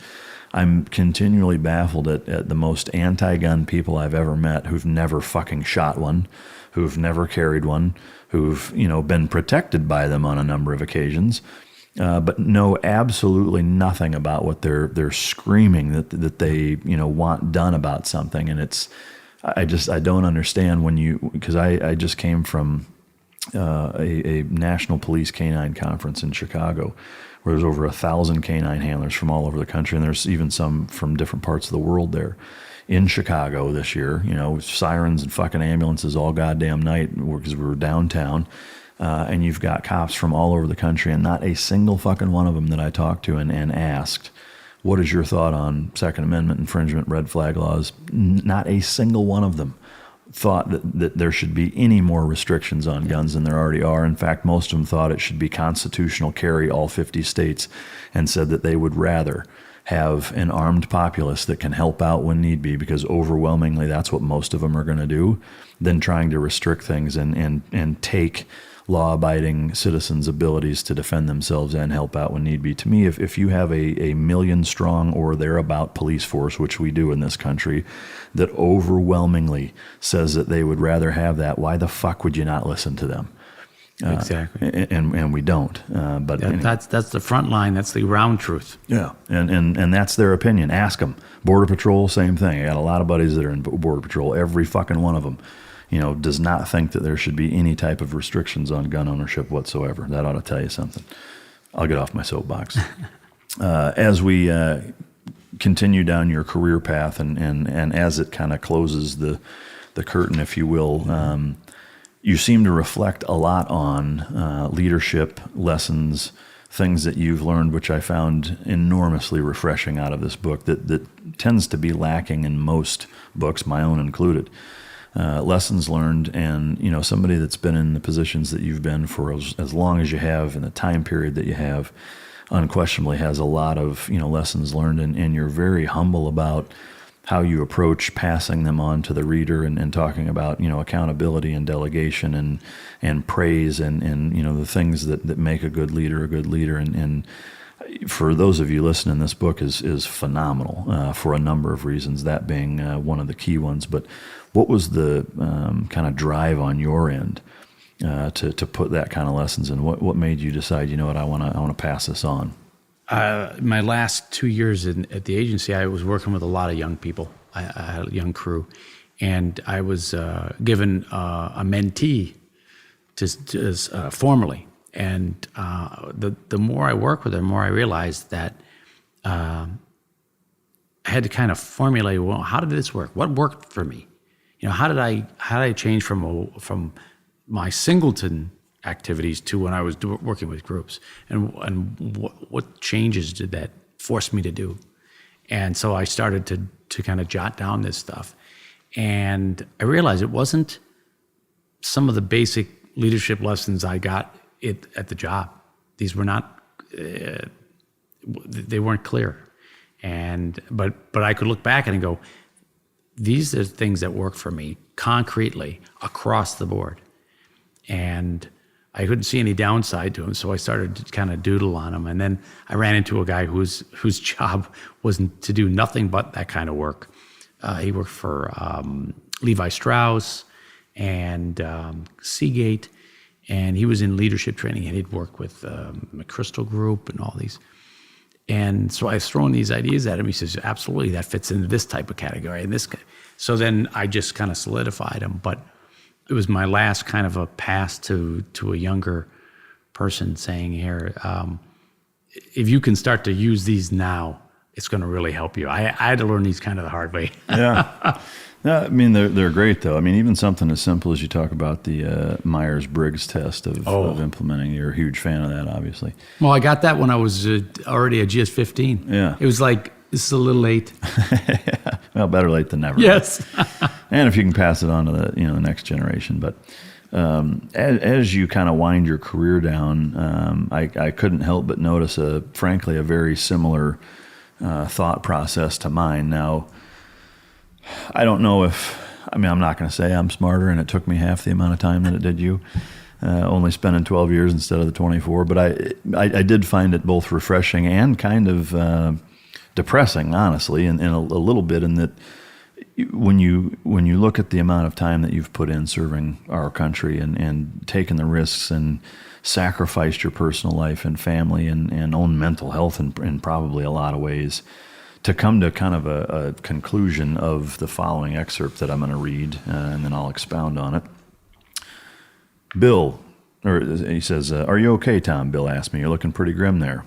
Bill, I replied, I'm just tired of the fight. I've spent more than 2 decades in combat with terrorism, and these people are still determined to kill us. There's no negotiating with them. It's a duel to the death, win or die, just like it was when we started. Did we really make a difference? Were all the sacrifices we made worth all of the life we missed? And he goes on to kind of half-ass console you. But Phil's a good guy. Yeah. But it begs the question, just like it's stated in the book, was it worth it? Oh, that's a tough one, because it's a long pause, Tom. Yeah, when I came in to the agency, the Middle East was unstable. There's a lot of things going on. Well, good news, it's not anymore. Right? Yeah. Oh, that's the bad part. Yeah. It's gotten back. We fell right back into it. I mean, Egypt's still a bit of a mess. Libya, when Gaddafi was buddies with us and in control, we had no threats coming out of there. So we've kind of fallen, and I think that maybe that's the way history just works. Yeah. And we all have to play our role during the period we're in. So in that way, it's a bummer. I would much rather be able to say it's so much better than when I first got there. But on the other side of that, I learned a lot. I got to do a lot. I made I think it made a difference. Approach and response to an almost impossible question. And I feel similarly is that I wouldn't take it back for anything. You know, it impacted my life enormously positive and enormously negative in some ways. But I wouldn't change it, and I feel like I did what I should have and made a difference in some people's lives, and I'm certainly good with it and don't have any regrets. One thing that I was just like, Jesus, really? Like, you know, coming from you, I guess I shouldn't be that surprised given the whole backstory of the book, but like after you basically have decided to fucking wind it down, they're like, oh, hey, we need you to come back to Kabul over Christmas, and you go back there for a few weeks. What the fuck were you thinking on that? Like, well, just a glutton for punishment? It was a last shot. I wanted to try for a position in Asia, back in Bangkok, and I thought it was sweet in the pot. And actually, I had a friend who was stuck. He needed to come home, so I got to talk to him. I really didn't want to go, and it was the worst winter in recorded history. Yeah, the threat level was so high, and the Haqqanis were specifically going after us, the agency. And a couple months later, they did. They went after our site, and they almost got in. They were totally. I don't know if you know that story. Yeah. I actually had a pretty good friend of mine barely survive that, actually. But okay, so I knew, and when I was out there, I was on pins and needles. I was talking to the guards in the morning and talking to the guards at night. Yeah. But that was my last shot to kind of hopefully to try to convince. I guess it comes down to this. They decided that I was a war zone dude, and that's all they were going to give me. And I was hoping to try to break their. You know, you get good at some things, you're stuck. Yeah. No good deed goes unpunished. Oh, that's fucking A. I think that's the U.S. government's unofficial hashtagged motto. Before we talk about some of the personal stuff that you finished up with, I was curious, just one kind of, if there's any bone you can throw to the listener, like, is there anything that you can share about the agency, about what you did that's not in the book, that's not in mainstream, that you're able to share that would surprise people? I'd like to say this.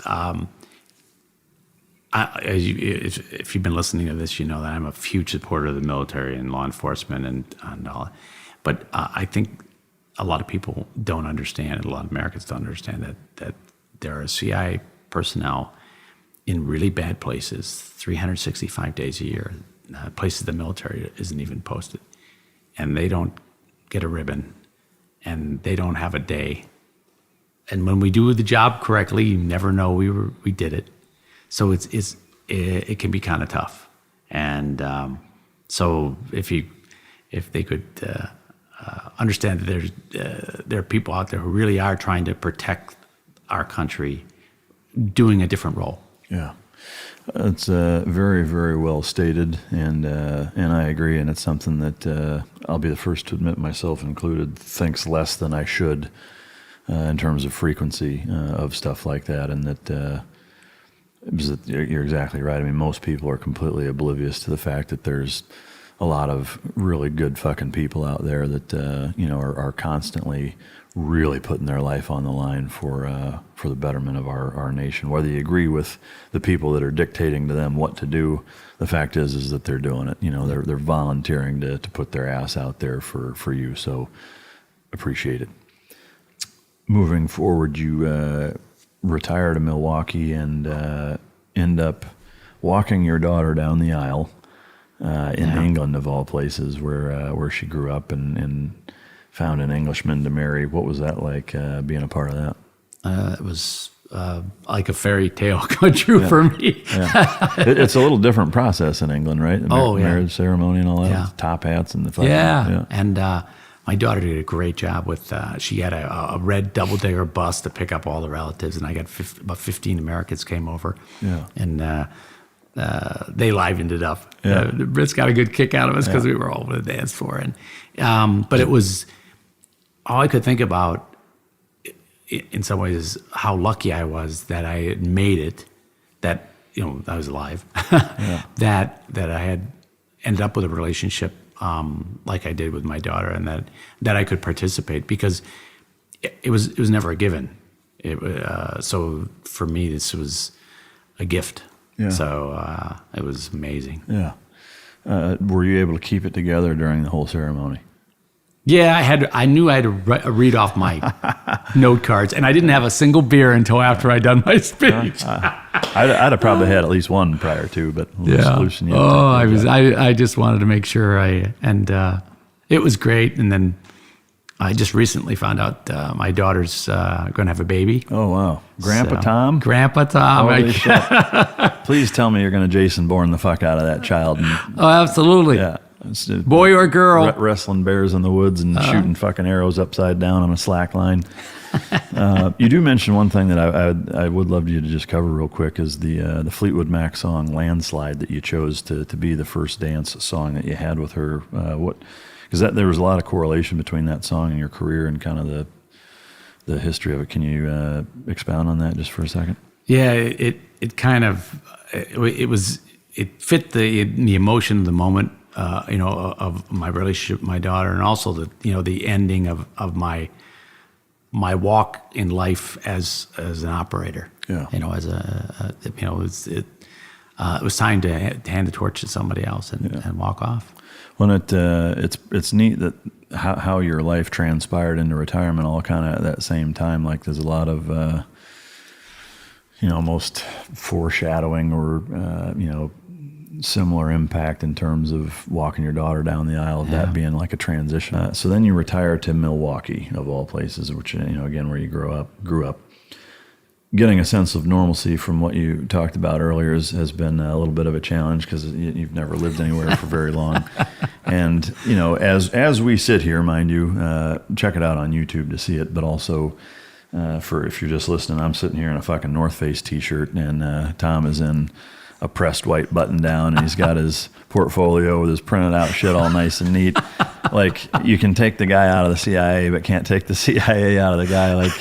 Like you're exactly what you would expect somebody that's done what you've done. It's fucking classic. I love it. But tell us about what retirement's like, other than still being rocked and cocked, ready to go. But it's been interesting. I mean, I got back into coaching and wrestling, which I really enjoy, and I love passing on the knowledge, and so I get to be running around and looking at tournaments and stuff. So it's good for energy, and I don't roll them as much as I used to. I don't want to, what they say about a mint 57 Chevy. Yeah. It's still a 57 Chevy, so I can't afford to break anything anymore. But do you still get out there a little bit? Yeah. Oh yeah, I still. Yeah. I have to hold back, but.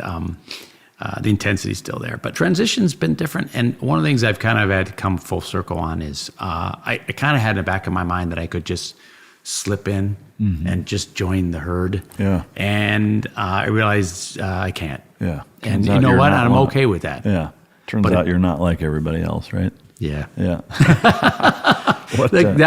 That shouldn't be as strange of a thought as it was. Yeah. But somehow in the back of your mind, you kind of think you can join. No, I've been out for a little over 10 years now, and similarly, like I know my limitations society-wise in terms of what I want to deal with and where I want to put myself and things of that nature, and I've certainly come to grips with that, and I mean I've also, I think, put my guard down a little bit as it relates to that. It's still probably largely different than most people's, but. I think I've settled in a little bit, but there's always going to be that element and that edge. Speaking of which, what do you find yourself doing that's largely abnormal from a paranoia or security standpoint, like around your house or anything like that? Oh, I was staying with my cousins on the east side of Milwaukee, and there was a bit of crime, and broke into my car at 3:00 in the afternoon. So I set up an L-shaped ambush. Yeah, well, so I moved to a suburb. I did research, safest suburb in that neighborhood, and I wanted to put bars on my windows. Yeah. And then I looked around the neighborhood and I went, oh. Nobody else has them. No, couldn't do it. So I just added a few more security features inside. Yeah. Yeah, one of the things the way you pronounced Milwaukee is everybody from there says it like that, Milwaukee. Like, I mean, I can't even say it the same way. It's an accent, yeah. Like, I don't know. You always know somebody's from there by the way they pronounce that damn city.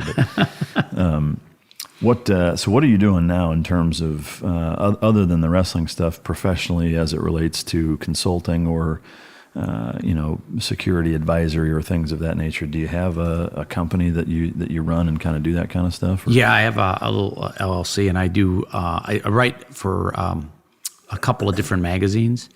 I'm doing a blog posting, a series for Stratfor. Oh, no shit. I just started it. It's on business security travel, and I write a few articles on that are more specific for like protection. Like I read about counter ambush. Yeah. And I like to do travel security writing and briefings. I do a little personal safety stuff on the side, and I help out at my church in terms of the security. Yeah, no shit. The company that you started your LLC, can you advertise that and say what you do with it, like, or what services you offer? Yeah, Pecora Consulting Services, and I do some security surveys of businesses, and I work a little bit for a company called SSI Guardian, which is the security division of School Supply Incorporated, which is School Specialty, pardon me. It's the largest school supply company in the United States, and that's active shooter type stuff.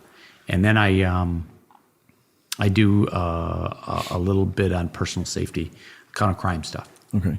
So like with that, I mean, product wise, like do you have like packages that you offer and stuff like that? Or like if somebody said, hey, we want to have, our house looked at or our school or our business, hospital, whatever. I'm actually kind of mainly in the last couple of months been working on the promotion for my book. Yeah. Because it's taken me almost 4 years to get it out. Yeah. And promoting it has been turned to be more of a job than I thought. Yeah. No, I'm enjoying it, but it's just a little bit more work. So I've kind of done a little bit less on the actual business. Yeah. So first on the book, I'll come back to the book. In terms of the services you provide and from a networking standpoint, like if somebody came to you and said, hey, I want X done, and you don't really do X, but you have relationships Absolutely. with people, like would you recommend if somebody's looking to maybe have something outside your wheelhouse that like you've got good relationships with people that have? Absolutely. Okay. In fact, I pride myself in being able to provide some good references or tell you to no, I don't. Yeah. Sure. That's good shit. On the book, took you 4 years to write it. I am curious. I know in our community there's mixed feelings in terms of writing one, what have you. Did you get any of the, hey, what the fuck, Tom? Why are you writing a book? Why are you letting a look behind the curtain? Did you get any of that from any of your coworkers? No, I was the unofficial historian for the POC. And before I left, I dumped all my material because I was a pack rat. I had everything. And I made sure I kind of sent some feelers out to the old. For one, it's not a disgruntled employee or a gripe session or a tell-all. Yeah. Because I wanted to show a side of that business that nobody had ever seen before. And there's so many people, with 28 years in the operations, so many people who contributed that they don't have anything to show for it. And the fact that I could get it past the publication review board, I mean, this stuff was absolutely not in the public sector at all. I'm hoping people can go and show it to their families and say, this is what I did. Yeah. I mean, like I said, it's a great story and one that I think really everybody should read for a lot of reasons, is that there's a lot of things in here that I was in a very unique position to, be aware of a lot of it, but even some of it I had no fucking idea. And that's even, having a career that, in some aspects, at least timeline and location wise, paralleled yours pretty close in some ways, and still found a lot of really interesting and cool stories of shit that most people just don't know about. And the leadership lessons too are fantastic. Riveting book, fucking buy it, not asking you, telling you, choke yourself if you don't. Where can people find you website wise, and are you on social media at all? I have an Instagram. It's Guardian-Novel. I have a website, thomas-pecora.com. You can buy the book on Amazon and Barnes & Noble. And I also have a YouTube, which you can get to. It has all the photos in the book and some extra ones, but they're in color and bigger. When they publish small photos. And I think people will get a kick out of the color photos. Yeah. What's your YouTube channel? YouTube, you have to go, it's kind of one of those ones that it's not easy. You'd have to look up Guardian and then put Pecora, and then it'll pop up. Yeah. Just a little friendly piece of advice. If you want people to be able to find it, I'd probably make it a little easier. Oh, it's on my website, okay. Thomas. So you can link to it. Pecora. Okay. Yeah, so that's probably the easiest way. Good yeah. shit. All right. Is there anything that you'd like to add or talk about as we close it out? No, I loved the choice in quotes. You pulled some really good ones out of there. I appreciate that because some of those quotes really mean a lot to me. Yeah, no, I mean the book is filled with a lot of anecdotes and quotes and very poignant thought processes that you and the other authors or writers rather of the book do a really good job. I mean, again, I've read a lot of these books, and this is as well written as I've read. Very, very well done, and just a great story, frankly. So, I loved it. I couldn't put it down, and went through in one shot, taking notes, and it was fantastic. So I appreciate you not just serving in the capacity that you did, but sharing that story in the manner that you did, because it's a very well told story and one that needs to be told. So I appreciate you putting it on paper and coming down here to share it with us. Oh, I appreciate you having me on your show. Yeah, no, absolutely. It's been a blast. No pun intended, huh? Before we close out here, another shout out to Origin for you YouTube assholes. Jocko white tee right here. All the Jocko products are made by Origin. They make apparel as well now, boots and shorts and pants, and they're getting into some other products that we're hoping to be able to talk about here down the road. The supplement aspect's a bunch of stuff that I use. They have a whole different line of a lot of different very healthy and natural products that are the duck's nuts, so to speak. I recommend that you check out Origin Labs, look at all their products, buy their clothes. Great company, sponsor and supporter of the podcast in all capacities, and let us run our shit the way that we want. I can't thank them enough for their gracious sponsorship, so thank you to Origin Labs. If you own a dog, teamdog.pet. It's my training. It's the training that I developed back in the day. It's going on 3 years now of content, 3 years of forum questions answered. If you own a dog, just go to Teamdog and teamdog.pet and sign up, instead of asking me how I keep Fluffy from knocking my grandmother over via IM on Instagram. Just go sign up, because I'm not going to answer it anymore. Teamdog.pet, that's where all the products are as well. So, and to you, the listener, as always, thank you for tuning in week after week. And, again, without you, we would not be able to do what we do. So thank you to you guys. Keep tuning in. Subscribe.